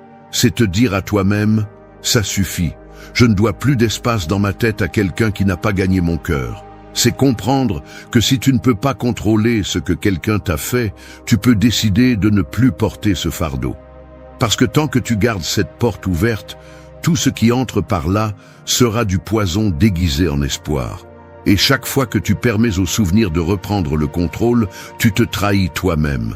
Il ne s'agit pas de haine ni d'orgueil. Il s'agit d'amour de soi, du genre qui n'a pas besoin de crier, qui ne cherche pas la vengeance, mais la paix. Le genre d'amour qui se tient ferme et dit « plus jamais ». C'est l'amour qui libère. Alors regarde-toi avec une brutalité honnête et demande-toi « quelle porte as-tu ouverte qui sente déjà la pourriture ?» À quoi ou à qui continues-tu de laisser entrer en sachant que chaque fois, cela te déchire un peu plus? N'attends pas que ça fasse plus mal. N'attends pas de te perdre complètement. Ferme-la. Jette la clé. Et si nécessaire, brûle-la. Parce que cette porte n'aurait jamais dû être ouverte et il est temps de te reconstruire sans fantôme. 2. Fais de cette phrase ton bouclier. Imagine que tu es au milieu d'une tempête, sans abri en vue. Le vent te fouette, la pluie te trempe jusqu'aux os, et chaque tonnerre semble crier directement à ton oreille. Tu ne peux pas arrêter la tempête, tu ne peux pas lui demander de s'arrêter, mais tu peux sortir un bouclier ferme, solide, qui même s'il ne stoppe pas la pluie, t'empêche d'être emporté. Cette tempête, ce sont les mots, les actions, les rejets et les trahisons des autres. Tu ne peux pas contrôler ce que le monde te lance, mais tu peux contrôler comment tu le reçois. Et le bouclier dont tu as besoin est construit avec une seule phrase. Cela ne me définit pas. C'est ta défense. Pas contre les coups physiques, mais contre les coups qui tentent de traverser ton esprit, ton estime de soi, ta dignité. La plupart des gens souffrent plus de ce qu'ils se disent à eux-mêmes après avoir été blessés que de la blessure elle-même. Si quelqu'un te rejette, si quelqu'un te trahit, si quelqu'un t'abandonne, l'esprit a tendance à remplir le vide avec du poison. Je ne suis pas assez, je ne suis pas digne d'amour, tout est de ma faute. Mais ces phrases ne naissent pas de la vérité, elles naissent de la douleur. Ce sont des distorsions. Et chaque fois que tu les acceptes, chaque fois que tu les répètes en silence, tu t'enfonces davantage dans une souffrance qui ne te correspond pas. Le stoïcisme enseigne que tu ne contrôles pas ce que font les autres, mais tu contrôles le jugement que tu portes sur cela. Et c'est là que cette phrase devient cruciale. Quelqu'un te fait du mal et tu penses « cela ne me définit pas ». Quelqu'un te rejette et tu répètes « cela ne me définit pas ». Quelqu'un parle mal de toi et tu te tiens ferme « cela ne me définit pas ». Parce que peu importe combien le bruit extérieur est fort, tant que ta conviction intérieure est plus forte, ils ne pourront pas te briser. C'est le vrai pouvoir. Pas celui de celui qui ne tombe jamais, mais celui de celui qui sait se relever à chaque fois plus dur, plus sage. Beaucoup rampent pendant des années entières avec des chaînes qu'ils se sont eux-mêmes mises après une déception. Ils laissent une mauvaise expérience déterminer leur valeur. Ils se définissent par l'abandon, par le mépris, par la trahison. Tu te rends compte de l'erreur? Tu offres ton identité à quelqu'un qui a déjà clairement montré qu'il ne savait pas voir ta valeur. Vas-tu vraiment continuer à t'attacher à quelqu'un qui a déjà prouvé qu'il ne méritait pas d'être dans ta vie? Cette phrase est plus qu'un bouclier, c'est une déclaration de guerre contre le victimisme. C'est le rappel que tu as de la valeur pour qui tu es, pas pour comment les autres décident de te traiter. C'est l'outil dont tu as besoin chaque fois que l'esprit veut te faire tomber dans le piège de l'autodépréciation.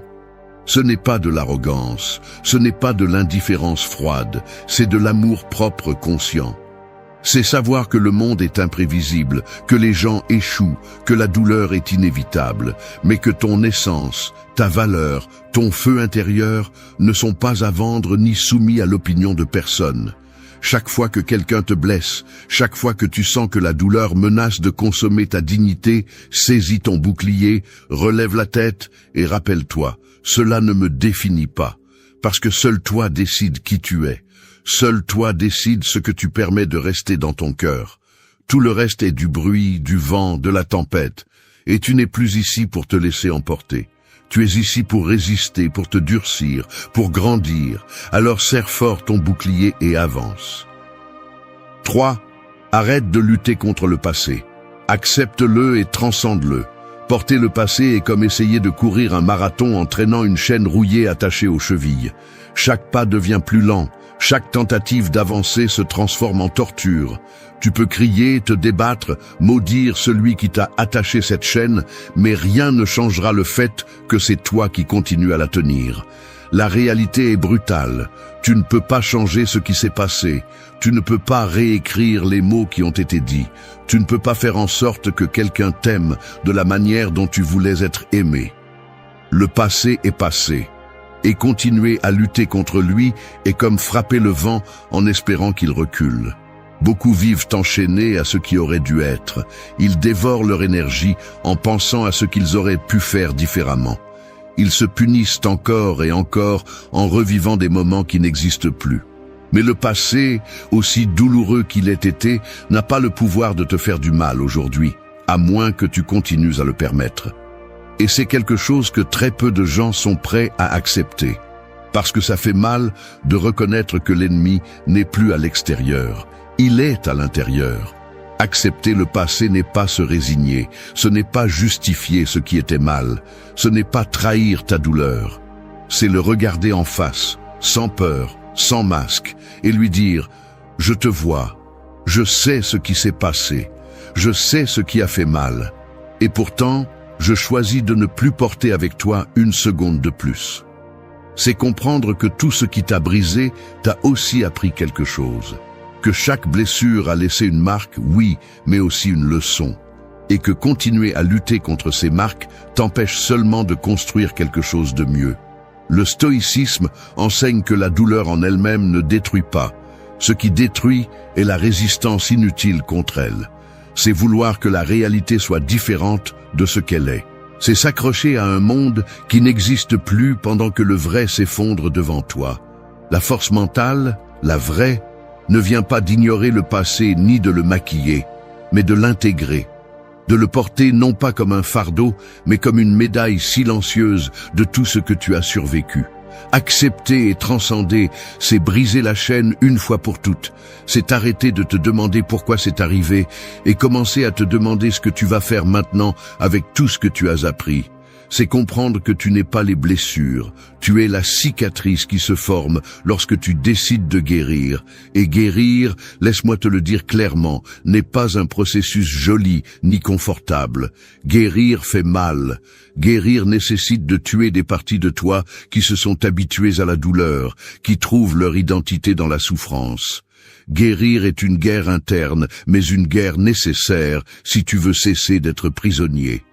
Tu ne vas pas avancer si tu continues à regarder en arrière en espérant que le passé te donne quelque chose qu'il ne t'a jamais donné. Ça n'arrivera pas. Il n'y a pas d'excuse parfaite. Il n'y a pas de clôture parfaite. Il n'y a pas de version alternative où tout se serait passé comme tu l'as rêvé. Il n'y a que le maintenant. Et dans ce maintenant, tu as deux options. Continuer à traîner ta chaîne ou la briser. Et continuer à marcher. Plus léger, plus éveillé, plus fort. Arrêter de lutter contre le passé, c'est reconnaître que tu n'as pas besoin de vengeance, tu n'as pas besoin de reconnaissance, tu n'as pas besoin que quelqu'un te dise que tu as été suffisant. Tout cela n'a plus d'importance. La seule chose qui compte, c'est le genre de personne que tu choisis d'être à partir d'aujourd'hui. Si tu décides d'être quelqu'un qui reste coincé dans les décombres ou quelqu'un qui utilise ces décombres pour construire quelque chose de nouveau, quelque chose de réel, quelque chose d'indestructible. La douleur était réelle, oui. La trahison était réelle, oui. La perte était réelle, oui, mais ta capacité à guérir, à te relever, à évoluer est également réelle. Personne ne peut te l'enlever. Ne l'oublie jamais. 4. Extrais le poison mot par mot. Garder ce qui fait mal, c'est comme avaler du poison en espérant que cela affecte celui qui t'a fait du mal. Tu le bois tous les jours, en silence, les dents serrées, pendant que tu te pourris de l'intérieur. Ce poison, ce sont les mots que tu n'as jamais dits, les émotions que tu as réprimées, la colère que tu as gardée par peur de te briser, la douleur que tu as cachée derrière un faux sourire pour ne déranger personne. Et le pire, c'est que ce poison ne reste pas immobile. Il se répand, s'infiltre dans chaque coin de ton esprit, contamine ton repos, ton estime de toi, ta façon de voir la vie. Jusqu'à ce que tu ne saches plus si tu détestes la personne qui t'a blessé ou si tu as commencé à te détester toi-même pour l'avoir permis. Ce qui n'est pas dit te détruit. Pas d'un coup, pas bruyamment, mais lentement. Le stoïcisme ne te demande pas de tout réprimer. Au contraire, il te demande d'être conscient de ce que tu ressens, de l'observer, de le comprendre, de ne pas le nier. Parce que ce qui est nié se cache, et ce qui est caché finit par te dévorer de l'intérieur. Extrais le poison, mot par mot. Parle, écris, crie si nécessaire. Non pour convaincre celui qui t'a blessé, non pour chercher justice en celui qui n'a jamais eu de conscience, mais pour te libérer. Parce que chaque mot avalé est une pierre de plus dans le sac à dos émotionnel que tu portes. Il ne s'agit pas de te victimiser ou de te vautrer dans la douleur. Il s'agit d'arrêter de réprimer ce qui te fait mal à la tête en silence. Parler n'est pas une faiblesse. Exprimer ce que tu as ressenti n'est pas un acte de défaite. C'est un acte de courage, de ceux qui te déchirent l'âme et te la rendent plus légère. Il y a ceux qui pensent que guérir, c'est simplement oublier, tourner la page, faire comme si rien ne s'était passé. Mensonge. Personne ne guérit en couvrant les blessures. Tu guéris quand tu ouvres la blessure avec courage, quand tu nommes la douleur, quand tu la décris sans peur, quand tu lui donnes forme avec des mots et que tu la laisses sortir pour qu'elle ne te ronge plus. Écrire ce que tu as ressenti, en parler à quelqu'un de confiance, te dire à toi-même ce que tu n'as pas pu dire quand tu étais pris dans la confusion, tout cela fait partie du processus. Mais fais-le sans filtre, sans embellir, sans essayer de justifier celui qui t'a brisé. Parle depuis ton ventre, pas depuis ta raison, parce que la douleur ne comprend pas la logique, mais elle se libère avec la vérité. Et quand tu parles depuis ta vérité la plus crue, tu finis par expulser ce poison qui te tuait à petit feu. Il y a des choses qui ne peuvent pas être réparées. Il y a des personnes qui ne demanderont jamais pardon. Il y a des histoires qui n'auront pas de fin. Mais ce que tu peux faire, c'est ne plus permettre que cela vive en toi comme une infection silencieuse. Tu peux te libérer, et cela commence quand tu décides de parler, même si personne ne t'écoute, même si c'est juste pour toi, même si c'est en pleurant les poings fermés. Chaque mot que tu libères est un pas que tu fais vers ta reconstruction. Et plus tu seras honnête, plus tu te sentiras léger. Te taire te tue, et tu le sais. Alors crache-le, expulse-le, que rien ne reste enterré. Parce que tout ce que tu gardes devient une ombre, et tôt ou tard, cette ombre prend le contrôle. Ne lui donne plus d'espace. Tu n'es plus là pour continuer à avaler ce qui t'empoisonne. Tu es là pour cracher la vérité, soigner tes blessures et regarder la vie en face, sans peur. 5. Brise le cycle. Tu n'es pas une victime. Vivre comme une victime, c'est comme marcher en cercle dans une cage sans te rendre compte que la porte est ouverte. Tu tournes en rond, comptant les blessures, repassant les injustices, convaincu que tu es piégé pour toujours. Tu cries en demandant que quelqu'un vienne te libérer, mais personne ne vient, parce que personne ne peut briser une chaîne que tu as décidé de continuer à tenir. Il y a quelque chose de brutal que tu dois comprendre si tu veux vraiment sortir de la souffrance. Tu n'es pas une victime de ce qui t'est arrivé. Tu es prisonnier de ce que tu décides de continuer à permettre dans ton esprit. Peu importe à quel point la douleur a été dure, si tu continues à te définir par ta douleur, tu vas rester là, tournant en rond, te détruisant lentement. Le stoïcisme enseigne que la souffrance inévitable de la vie ne doit pas te définir. Ce qui te définit, c'est la façon dont tu réponds à cette souffrance. Il y a une différence abyssale entre reconnaître que tu as été blessé et devenir une victime éternelle de cette blessure. Le premier accepte, traite, transforme. Le second reste bloqué, réclamant justice, cherchant des coupables, espérant que le monde lui rende quelque chose qu'il ne peut plus récupérer. Et plus tu t'immerges dans cette narration de victime, plus tu t'éloignes du pouvoir que tu as de changer ta vie. Rompre le cycle est un choix conscient. C'est te regarder sans pitié et reconnaître que, bien que tu n'aies pas pu éviter d'être blessé, tu peux éviter de continuer à vivre à partir de cette blessure. C'est décider que tu ne vas plus raconter la même histoire de douleur encore et encore en cherchant de la pitié ou de la validation. C'est comprendre que personne ne te doit rien, que peu importe ce qu'on t'a promis, ce dont tu as rêvé, ce que tu espérais, ce qui compte, c'est ce que tu fais avec ce que tu as aujourd'hui. Et aujourd'hui, tu as une opportunité brutale de rompre avec tout ce qui te maintient enchaîné à ta pire version. Chaque fois que tu justifies ton amertume, chaque fois que tu te caches derrière tes blessures pour ne pas risquer de vivre à nouveau, chaque fois que tu dis « je ne peux pas parce que quelqu'un t'a brisé », tu choisis la cage. Personne ne le fait pour toi. Personne ne t'y oblige. Et oui, il est plus facile de blâmer le monde, tes parents, ton ex, le système, n'importe quoi d'externe. Mais plus tu continues à pointer vers l'extérieur, plus tu deviens faible à l'intérieur. Le seul chemin vers la véritable liberté commence lorsque tu arrêtes de chercher des coupables et que tu assumes la responsabilité totale de ta vie. Rompre le cycle ne signifie pas nier la douleur ni minimiser ce que tu as souffert. Cela signifie l'utiliser comme un tremplin, pas comme une ancre. Cela signifie dire « oui, j'ai souffert, oui, on m'a déçu, oui, c'était injuste, mais je ne vais pas rester ici à mourir lentement à cause de quelque chose qui est déjà passé. » Cela signifie écrire un nouveau chapitre où tu es le protagoniste, pas la victime secondaire d'une histoire qui n'existe plus. Personne ne viendra te sauver, personne ne te doit ta guérison. Seul toi peux te sauver. Et pour le faire, tu dois briser la narration qui te maintient attaché à l'autocompassion. Tu n'es pas tes blessures, tu n'es pas tes pertes, tu n'es pas tes échecs. Tu es la personne qui décide de se relever une fois de plus quand tout en toi te crie que ce serait plus facile d'abandonner. Tu es la force qui refuse de continuer à marcher en cercle. Tu es la volonté qui décide de sortir de la cage, même si le premier pas fait mal comme l'enfer. Alors, regarde-toi avec une brutalité honnête et demande-toi, vas-tu continuer à tourner comme un prisonnier ou vas-tu briser ce putain de cycle une fois pour toutes? 6. Deviens ton propre rédempteur. Attendre que quelqu'un d'autre te sauve, c'est comme être coincé au milieu d'un désert, assoiffé, regardant l'horizon, priant pour qu'une caravane apparaisse qui peut-être n'arrivera jamais.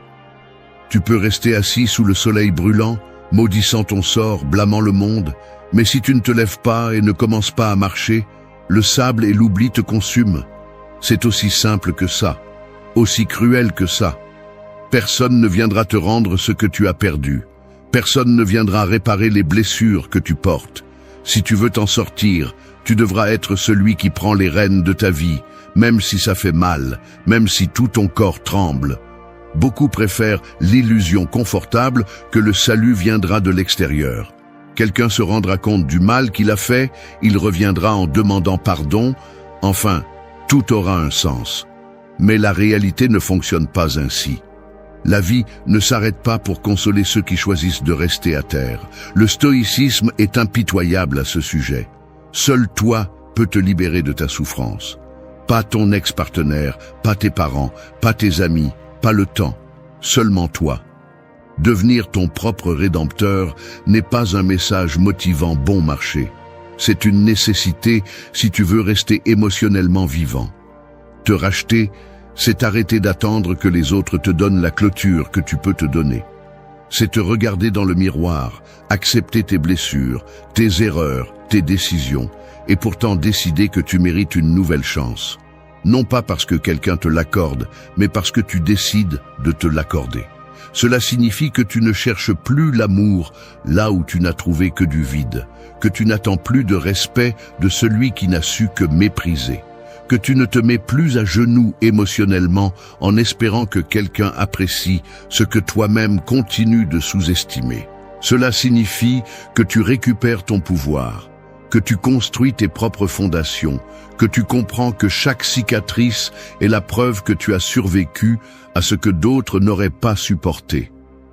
Personne ne peut parcourir ce chemin à ta place. Personne ne peut guérir ce que tu continues de refuser d'affronter. Tu vas devoir te reconstruire à partir des cendres. Tu vas devoir regarder ta douleur en face, sans anesthésie. Tu vas devoir te pardonner pour ce que tu as fait, pour ce que tu as permis, pour ce que tu as tué. Et après tout cela, tu devras continuer à avancer, même si chaque pas semble impossible. N'attends pas de te sentir fort pour commencer. N'attends pas que la blessure cesse de faire mal. N'attends pas que la vie te donne la permission de guérir. La véritable rédemption n'est pas grandiose, elle n'a pas d'applaudissements ni de reconnaissance. Elle se construit dans la solitude, dans la constance brutale de celui qui refuse de rester brisé. Elle se gagne dans chaque petite bataille que tu livres avec toi-même, à chaque moment où tu décides de ne pas répéter de vieux schémas, à chaque instant où tu paries sur toi-même même si tout semble perdu. Te racheter est un acte quotidien. C'est lorsque tu décides de ne pas laisser la haine te transformer en ce que tu détestes. C'est lorsque tu choisis de lâcher le ressentiment parce que tu comprends qu'il te pèse plus qu'à personne d'autre. C'est lorsque tu te regardes dans le miroir, tu reconnais tout le chemin parcouru et tu comprends que tu es toujours là, debout, prêt à écrire une nouvelle histoire. Personne ne te doit ton salut. Personne ne viendra te guérir. Personne ne peut le faire. Seulement toi. Seulement toi peux ramasser tes morceaux et construire quelque chose de plus grand, de plus fort, de plus vrai. Ne cherche pas à l'extérieur, n'attends pas de miracle. La rédemption ne se demande pas, elle se conquiert. Commence maintenant, pour toi, par toi. Parce que tu mérites d'être libre, et seul toi peux te donner cette liberté. 7. Commence la journée comme un guerrier mental. Chaque matin est comme sortir sur le champ de bataille. Avant même d'ouvrir les yeux, il y a déjà des ennemis qui t'attendent, des pensées qui veulent te saboter, des souvenirs qui essaient de te couler, de l'anxiété déguisée en routine. Et si tu n'es pas préparé, si tu ne sors pas mentalement armé, ils te traînent. La plupart des gens se réveillent et la première chose qu'ils font est de vérifier leur téléphone, s'exposant aux ordures du monde avant même de se connecter à eux-mêmes. Au lieu de commencer avec clarté, ils se remplissent de bruit. Et ainsi, sans aucune défense, ils affrontent un jour de plus, en se sentant faibles, réactifs, perdus. Ce n'est pas vivre, c'est survivre à l'aveuglette. Commencer la journée comme un guerrier mental ne signifie pas crier des affirmations vides, ni se tromper avec un optimisme toxique. Cela signifie assumer que la journée va t'apporter des défis, qu'il y aura du chaos, qu'il y aura des moments de doute, que les émotions vont frapper fort, et pourtant décider que tu seras prêt à affronter tout cela avec force. Tu ne peux pas contrôler ce qui se passera à l'extérieur, mais tu peux maîtriser le terrain, le plus important, ton esprit. Et cela commence dès que tu ouvres les yeux. Le stoïcisme enseigne que nous devons nous préparer pour la journée dès le matin, entraîner la pensée comme un muscle, anticiper les coups pour qu'ils ne te prennent pas par surprise. Qu'est-ce que cela signifie en pratique? Que chaque matin est une occasion de te rappeler ce qui dépend de toi, ton attitude, tes décisions, ton approche. Tu peux décider de nourrir ton esprit avant ton corps. Tu peux choisir de respirer profondément avant de céder au chaos. Tu peux regarder la journée et dire « Je suis ici », non pas pour me cacher, mais pour répondre fermement à ce qui vient. Il y a une énorme différence entre laisser la journée te traîner et toi traîner la journée là où tu le souhaites. Le guerrier mental n'est pas celui qui ne ressent pas la peur, c'est celui qui la ressent et agit avec discipline. C'est celui qui, même fatigué, se lève avec un but. C'est celui qui, bien qu'il ait été trahi, ne permet pas à cette trahison de gouverner son présent. C'est celui qui, bien qu'il soit blessé, continue à bouger. non pas parce qu'il est invincible, mais parce qu'il comprend que se rendre n'est pas une option. La préparation mentale n'est pas un luxe, c'est une nécessité. Et cela commence par des habitudes petites mais solides. Ne commence pas la journée avec des déchets émotionnels. Ne te remplis pas de plaintes. Ne commence pas avec des pensées qui t'affaiblissent. Demande-toi chaque matin, qui décide d'être aujourd'hui? Vais-je réagir ou vais-je répondre? Vais-je vivre de mes blessures ou de ma décision de guérir? La réponse à ces questions va déterminer ta direction, car chaque décision que tu prends dès le matin a un effet domino sur le reste de la journée. Le guerrier mental comprend que son esprit peut être son plus grand ennemi ou son meilleur allié. Et il travaille chaque jour pour en faire un allié. Cela implique de la discipline, cela implique de l'inconfort, cela implique de renoncer à la plainte facile et à l'auto-apitoiement. Cela implique de te répéter les vérités inconfortables que d'autres préfèrent éviter. Tu n'es pas fragile, tu n'es pas une victime, tu n'es pas brisé sans solution. Tu es en processus, tu es en combat, et chaque jour où tu choisis de te battre pour ton bien-être est un jour gagné. Tu n'as pas besoin de motivation magique, tu as besoin de constance. Tu n'as pas besoin que le monde t'applaudisse, tu as besoin de respect de soi. Tu n'as pas besoin d'une journée parfaite, tu as besoin de commencer la journée avec intention, avec clarté, avec courage. Parce que si tu ne contrôles pas ton esprit au réveil, quelqu'un d'autre le fera pour toi. Et si tu ne l'entraînes pas, elle te dominera. Alors arrête d'agir comme si tu étais faible, arrête de te réveiller comme si tu n'importais pas, arrête de vivre comme si tu étais un spectateur. Commence chaque journée comme un guerrier. Et fais-le jusqu'à ce que tu n'aies plus besoin de te le rappeler, parce que cela fait partie de qui tu es. 8. Coupe les fils qui te retiennent encore. Il y a des gens qui ne sont plus là, mais qui te retiennent encore. Pas avec des câlins, ni avec des mots, mais avec des fils invisibles qui te lient de l'intérieur. Ils sont dans ta tête, dans tes souvenirs, dans tes réactions automatiques. Ils sont partis physiquement, mais ils contrôlent encore ton monde émotionnel comme si tu étais une marionnette. Ces fils sont la culpabilité, le ressentiment, l'attachement, l'idéalisation, la dépendance émotionnelle. Et tant que tu ne les coupes pas, peu importe combien tu avances, tu auras toujours l'impression que quelque chose te tire en arrière. Il y a quelque chose que personne ne te dit quand tu essaies de guérir. Parfois, pour être en paix, il faut lâcher prise même sur ce qui t'a rendu heureux.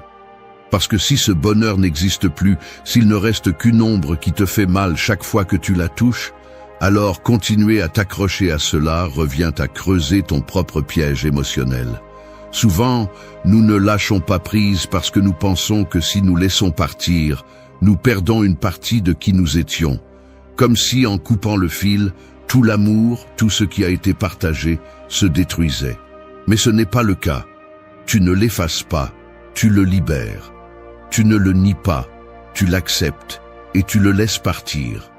Le stoïcisme ne parle pas de vivre sans émotion, il parle de ne pas être esclave de celle-ci. Et si quelque chose te lie à une personne ou à une histoire, alors tu n'es pas libre. C'est la vérité inconfortable. La liberté émotionnelle ne consiste pas à te sentir indifférent, mais à pouvoir choisir, pouvoir se souvenir sans sombrer, pouvoir penser à ce qui s'est passé sans perdre le contrôle de ton présent. Cela n'est possible que lorsque tu coupes, lorsque tu décides d'arrêter de nourrir le lien mental avec quelqu'un qui ne fait plus partie de ta réalité. Couper ne signifie pas haïr, cela ne signifie pas effacer, cela signifie te prioriser. Cela signifie récupérer le pouvoir que tu as donné. Cela signifie arrêter de revivre des conversations qui n'ont plus de sens. Arrêter d'écrire des messages que tu ne vas pas envoyer. Arrêter d'attendre quelque chose qui ne va pas arriver. Chaque pensée qui tourne autour de cette personne est de l'énergie que tu n'utilises pas pour toi. Et si tu ne fais rien, tu passeras des années à porter une présence absente, une histoire qui n'existe que dans ta tête. Couper est un acte de respect de soi. C'est comprendre que tu ne peux plus permettre à quelqu'un qui n'est plus là de décider comment tu te sens, ce que tu penses, ce que tu fais. C'est prendre les ciseaux mentaux et émotionnels et dire « jusqu'ici ». Pas plus. Je ne te permets plus de rester en moi. Je te dis adieu, non pas avec colère, mais avec détermination. Parce que je mérite d'être en paix, je mérite de vivre sans chaîne, je mérite de m'occuper de moi sans fantômes. Les fils invisibles pèsent aussi, ils font aussi mal, ils te brisent aussi. Et seul toi peux les couper. Personne d'autre n'a ce pouvoir. N'attends pas qu'ils s'usent avec le temps. Le temps ne guérit pas ce que tu ne décides pas de lâcher, alors fais-le. Coupe avec fermeté et reste avec toi. Il y a des choses qui, si tu continues à les permettre, vont te détruire de l'intérieur. Peut-être pas d'un coup, mais petit à petit, comme le poison qui se déguise en routine. Et le pire, c'est que souvent tu ne t'en rends pas compte. Tu t'y habitues, aux cris, aux excuses, à la culpabilité qui n'est même pas la tienne. Tu avales les critiques, les affronts, les trahisons, comme si tu étais une éponge née pour absorber la misère émotionnelle des autres. Mais non, tu n'es pas né pour ça. Tu es né pour vivre avec dignité, avec respect, avec force intérieure. Et cela commence par poser des limites, par identifier ce qui n'est plus négociable. Parce qu'il y a des comportements qui ne se discutent pas. Ils sont confrontés, ils sont bloqués, ils sont fermés. Ce n'est pas une vidéo de jolies phrases ou de conseils tièdes. Nous allons parler franchement de ce que tu ne devrais jamais permettre. Non pas parce que tu es parfait, mais parce que si tu te respectes, alors tu ne peux accepter moins que ça. Nous allons voir 10 attitudes que tu dois éliminer radicalement de ta vie. 10 lignes que personne ne doit franchir s'il veut rester près de toi. Et nous le ferons avec un regard stoïcien, avec des outils réels et avec une clarté brutale. Parce que parfois, la vraie paix n'est pas dans la méditation. Elle est dans le fait de fermer la porte et de ne plus jamais l'ouvrir. 1. Ferme la porte à celui qui ne sait pas te parler avec respect. Il y a des personnes qui sont comme des tempêtes déguisées en visite. Elles frappent à ta porte avec un sourire, mais dès qu'elles franchissent le seuil, elles dévastent tout. Peu importe combien tu nettoies après, elles laissent toujours quelque chose de sale dans l'air. Un mot mal dit, un ton qui humilie, une façon de parler qui te fait te sentir inférieur. Au début, tu le justifies. C'est son caractère. Il ne l'a pas dit avec de mauvaises intentions. J'ai aussi des erreurs. Mais à chaque justification, tu leur donnes la permission. Tu leur remets les clés de ta dignité. Et le pire, c'est qu'ils ne s'en rendent même pas compte. Ou pire encore, ils s'en fichent. La façon dont quelqu'un te parle révèle la place qu'il pense que tu occupes. S'il te crie dessus, s'il t'interrompt, s'il te méprise, c'est parce que dans sa tête, tu es en dessous. Et si tu ne fais rien, tu acceptes cette position. Le respect ne se supplie pas, il s'exige. Et quand tu ne le reçois pas, tu ne négocies pas, tu marques une distance. Du point de vue du stoïcisme, Épictète disait que ce ne sont pas les choses qui nous affectent, mais l'interprétation que nous en faisons. Mais cela ne signifie pas supporter le manque de respect. Cela signifie comprendre que tu ne peux pas contrôler comment les autres agissent, mais tu peux décider si tu permets que cela entre dans ton espace. Et quand quelqu'un franchit constamment la ligne, le plus sage n'est pas de le comprendre, c'est de t'éloigner. Parce que tu n'es pas obligé de rester là où on te traite mal. Parce qu'il n'y a pas de lien, de sang, d'histoire ou d'affection qui justifie un manque constant de respect. Parfois, l'habitude est traîtresse. Tu t'habitues à certains tons, à certaines façons de parler, comme celui qui s'habitue au froid d'une maison sans chauffage. Tu deviens insensible, tu supportes, tu survis. Mais tu n'es pas venu dans cette vie pour survivre au traitement de quelqu'un. Tu es venu pour vivre la tête haute, avec une voix ferme, avec le droit, acquis par le simple fait d'exister, d'être bien parlé, sans cri, sans sarcasme, sans mépris. En pratique, établir cette limite nécessite du courage. Tu vas devoir affronter des regards mal à l'aise, des silences tendus, peut-être même perdre des personnes. Mais si ces personnes s'éloignent simplement parce qu'elles ne peuvent plus te manquer de respect, alors tu n'as rien perdu. Tu as gagné en liberté. Et voici le plus important. Il ne s'agit pas seulement de la façon dont les autres te parlent. Il s'agit aussi de la façon dont tu te parles à toi-même. parce que souvent tu permets le mauvais traitement externe, parce que tu te maltraites déjà à l'intérieur, parce que tu te dis déjà des choses pires en silence. Si tu veux vraiment que les autres te respectent, commence par te respecter toi-même, par ne pas te tolérer des pensées qui te réduisent, qui te punissent, qui te sabotent. Ton esprit est ton premier territoire. Protège-le comme un temple. Alors ferme la porte, sans peur, sans culpabilité, sans excuse. Ferme la porte à l'humiliation, à la manipulation déguisée en blague, au ton passif-agressif qui est un poison lent. Tu n'as pas à crier pour te faire respecter. Parfois, il suffit de ne pas répondre, de ne pas revenir, de ne plus ouvrir cette porte. Parce que celui qui ne sait pas te parler avec respect ne mérite pas de s'asseoir à ta table, ni de partager ton temps, ni de fouler ton espace. Ferme la porte. Et cette fois, mets la clé. 2. Ne te laisse pas enchaîner par des fautes qui ne sont pas les tiennes. Il y a des fautes qui ne naissent pas en toi, mais que tu portes comme si elles étaient les tiennes. Ce sont comme des sacs à dos lourds que quelqu'un d'autre a laissés sur ton dos pendant que tu ne regardais pas. Parfois, ce sont tes parents, ton partenaire, tes amis, voire tes enfants. Des personnes qui ne savent pas assumer leurs décisions, alors elles font ce qui est le plus facile. Te pointer du doigt, te manipuler, te faire croire que tu es le problème, que tu as échoué, que tu dois réparer ce que tu n'as même pas créé. Et toi, par peur de les perdre, par désir de maintenir la paix, pour ne pas paraître égoïste, tu t'enchaînes à ces fautes avec une clé qui ne t'appartient même pas. Mais vivre ainsi, c'est comme marcher en cercle dans une prison que tu n'as jamais construite. Le stoïcisme enseigne que tu n'es responsable que de ce qui est sous ton contrôle. Tes actes, tes pensées, tes réactions. Rien de plus. Si une autre personne prend une mauvaise décision, si elle agit avec égoïsme, si elle te blâme pour son malheur, cela ne t'appartient pas.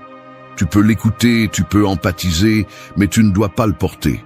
Parce que la culpabilité mal dirigée est une forme d'esclavage émotionnel. Elle te met à genoux. Elle te fait taire. Elle te fait vivre avec un sentiment constant de dette qui ne peut pas être payé parce qu'elle n'a jamais été la tienne. La psychologie l'explique aussi clairement. Il y a des gens qui projettent leur frustration sur ceux qui les entourent. Il est plus facile de blâmer les autres que de regarder en soi. Et si tu es une personne empathique, responsable ou simplement bien intentionnée, tu seras leur cible parfaite. Parce que tu es celui qui écoute, qui supporte, qui essaie de réparer. Et c'est là l'erreur. Tu n'es pas venu au monde pour prendre en charge le chaos émotionnel des autres. Tu n'es pas un canot de sauvetage pour chaque naufrage étranger. Ce que tu es venu faire, c'est être libre. Libre de fautes héritées, de manipulations déguisées en préoccupations, de chantages émotionnels qui te font sentir que tu dois toujours quelque chose. Quand quelqu'un te dit que tu l'as déçu, demande-toi honnêtement, est-ce vraiment le cas ou n'as-tu simplement pas répondu à ses attentes? Parce que ne pas répondre à ce que l'autre attend n'est pas une faute, c'est la liberté. Ne pas être disponible tout le temps n'est pas un manque d'amour, c'est du respect pour soi. Dire non ne fait pas de toi une mauvaise personne, ça fait de toi quelqu'un avec des limites. Et si, après avoir clarifié cela, cette personne continue à te faire sentir mal, continue à te faire payer avec le silence, avec des reproches, avec une distance émotionnelle, alors il est temps de couper la chaîne. Personne qui t'aime vraiment ne voudra te voir traîner une faute qui n'est pas la tienne. Personne qui te valorise ne va te soumettre au poids de son insatisfaction. Le respect mutuel est basé sur une responsabilité partagée, pas sur une balance inclinée vers toi tout le temps. Ne te laisse pas non plus tromper par ton esprit. Parfois, c'est ton propre dialogue interne qui répète ce que d'autres ont semé. Tu es coupable qu'il soit parti. Si tu avais fait plus, tout irait bien. Tout a mal tourné à cause de ta décision. Non. Cette voix n'est pas la tienne, c'est un écho. C'est une programmation. Et tu peux la briser. Tu peux t'arrêter, respirer et renvoyer mentalement cette faute à qui elle appartient. Pas avec rancœur, mais avec clarté. Alors regarde-toi dans le miroir sans ce poids sur toi. Libère-toi. Reconnais ce qui est à toi et lâche ce qui ne l'est pas. Parce que personne n'avance avec des chaînes invisibles attachées aux pieds. Parce que tant que tu continues à payer pour les fautes des autres, tu ne vivras pas en paix, tu ne seras pas toi. Et tu mérites d'être toi, sans culpabilité, sans charge, sans chaîne. 3. Ne transforme pas ton esprit en une décharge de critiques étrangères. Ton esprit est comme une maison, et pas n'importe quelle maison. C'est l'endroit où tout ce que tu penses, ressens et rêves prend forme. Maintenant, imagine que quelqu'un se présente chaque jour à ta porte, avec des sacs pleins d'ordures, et toi, sans y penser, tu le laisses entrer. Non seulement cela, tu lui indiques où les jeter. Dans ton salon, dans ton lit, dans ta cuisine. À la fin de la journée, tu ne peux plus respirer. Le problème est que tu ne le remarques pas parce que tu t'es habitué à la mauvaise odeur. C'est ainsi que fonctionnent les critiques étrangères lorsque tu ne sais pas les filtrer. Tu les laisses entrer, tu les répètes, tu les revives et tu finis par vivre parmi des déchets qui ne t'appartiennent pas. La plupart des gens ne savent pas critiquer, ils savent seulement vomir leur propre frustration.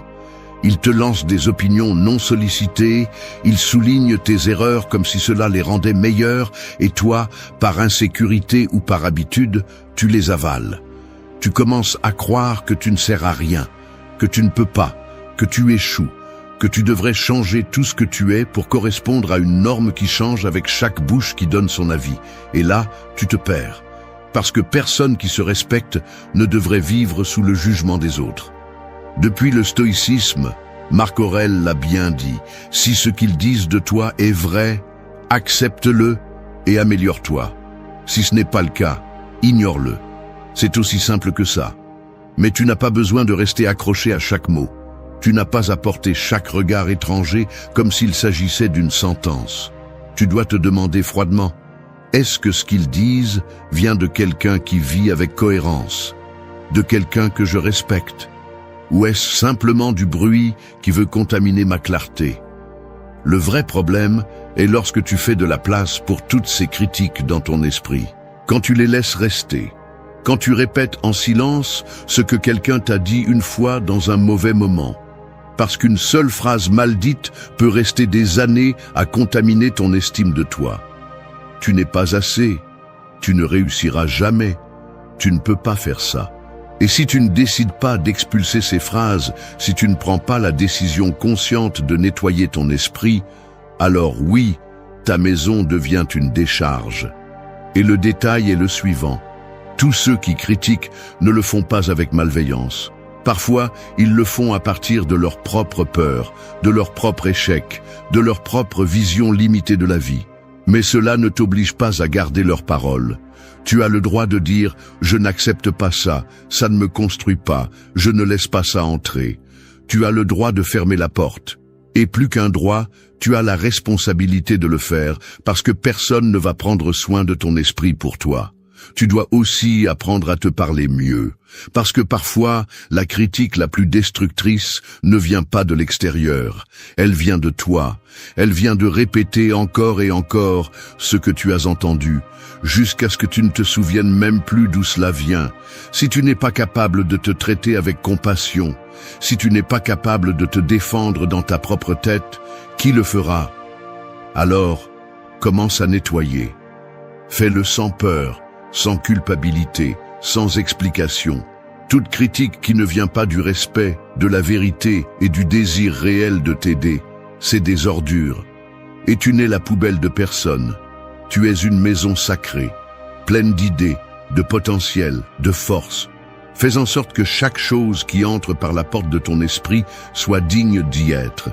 Parce que si tu ne prends pas soin de ton espace mental, d'autres le saliront sans y penser. Et tu as été fait pour beaucoup plus que ça. 4. Ne laisse pas une trahison te priver de ta capacité à faire confiance. Faire confiance, c'est comme construire un pont suspendu au-dessus d'un abîme. Tu ne sais pas s'il résistera jusqu'à ce que tu le traverses. Et quand quelqu'un à qui tu as donné tes plans, tes outils et même tes mains, finit par le briser à mi-chemin, tu ne tombes pas seulement, tu doutes aussi de pouvoir reconstruire. La trahison laisse des cicatrices profondes, mais il y a quelque chose de plus dangereux que le coup, la fermeture totale. Ce moment où tu décides que personne d'autre ne vaut la peine, que tu ferais mieux de t'enfermer, que tu ne donnes plus rien de toi parce que quelqu'un a détruit ce que tu lui as confié. Et cela, bien que cela puisse sembler fort, c'est laisser celui qui t'a trahi gagner 2 fois. Il t'a blessé, et ensuite, il t'a transformé en quelqu'un qui n'ose plus faire confiance. Mais faire confiance n'est pas de la naïveté, c'est du courage. C'est dire « je sais qu'il y a un risque, mais malgré tout, j'ouvre ma porte ». Le stoïcisme enseigne à ne rien attendre de personne, non par méfiance, mais pour protéger notre paix intérieure. Épictète disait que celui qui est déçu, c'est parce qu'il attendait trop. Alors, la solution est-elle de te fermer complètement? Non. La solution est de faire confiance avec les pieds sur terre, les yeux ouverts, le cœur en paix, et la conscience que si quelqu'un te fait défaut à nouveau, ce n'est pas de ta faute. C'est sa décision. Et ta responsabilité est de ne pas porter cela, de ne pas répéter dans ta tête que la prochaine fois sera la même. Car si tu fais cela, chaque relation future sera une victime de ton passé. La trahison ne parle pas de toi, elle parle de celui qui la commet. Mais quand tu permets qu'elle te transforme, qu'elle te rend dur, méfiant, insensible, alors ce n'est plus seulement son acte, c'est ta blessure ouverte qui gouverne ta vie. Il ne s'agit pas d'oublier ce qu'on t'a fait, il s'agit de ne pas le transformer en une prison. Tu peux apprendre, tu peux poser des limites, tu peux être plus sage, mais n'éteins pas ta lumière juste parce que quelqu'un n'a pas su la voir. Ne ferme pas ton âme juste parce que quelqu'un l'a piétinée, parce que chaque fois que tu refuses de faire confiance, tu refuses aussi de recevoir de l'amour, du soutien, de la compagnie, des opportunités. Et cela, au fond, c'est continuer à nourrir la trahison bien après qu'elle ait eu lieu. Être fort, ce n'est pas devenir froid. Être fort, c'est regarder à nouveau les gens avec calme, leur donner une chance sans naïveté, et savoir que si quelqu'un échoue, tu ne vas pas te briser. Parce que tu sais ce que tu vaux, parce que tu ne portes plus la peur, parce que tu as appris, mais tu ne t'es pas aigri. La confiance n'est pas un cadeau éternel, elle se construit. Mais elle doit avoir l'opportunité d'exister, même s'il y a un risque, parce que sans elle, tout ce qui reste est une vie solitaire déguisée en protection. Ne laisse pas la blessure du passé définir ta capacité à te connecter. Ne mets pas un mur là où tu avais seulement besoin d'une porte avec une serrure. Fais confiance avec sagesse.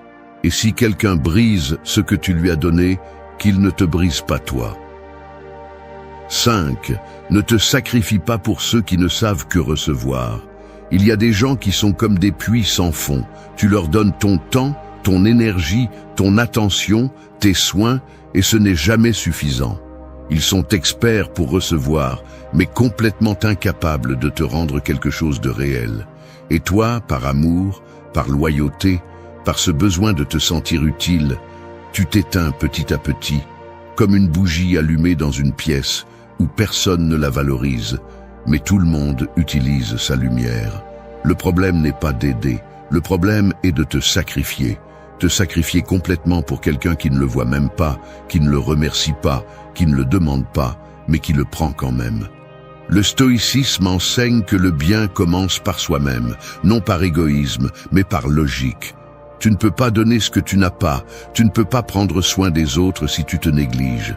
Et pourtant, nous vivons dans une culture qui glorifie le sacrifice, qui t'applaudit si tu te mets en dernier, si tu résistes, si tu ne dis rien. Mais ce n'est pas de l'amour, c'est de l'abandon de soi. Et personne, absolument personne, ne mérite que tu te nies juste pour que son monde continue de tourner. Le plus dangereux de ces relations unilatérales est qu'elles se sentent comme des engagements émotionnels. On te convainc, ou tu te convaincs toi-même, que si tu pars, cette personne va s'effondrer. Alors tu restes. Mais pas par amour sain, mais par culpabilité, par peur, par cette fausse idée que sauver l'autre est ta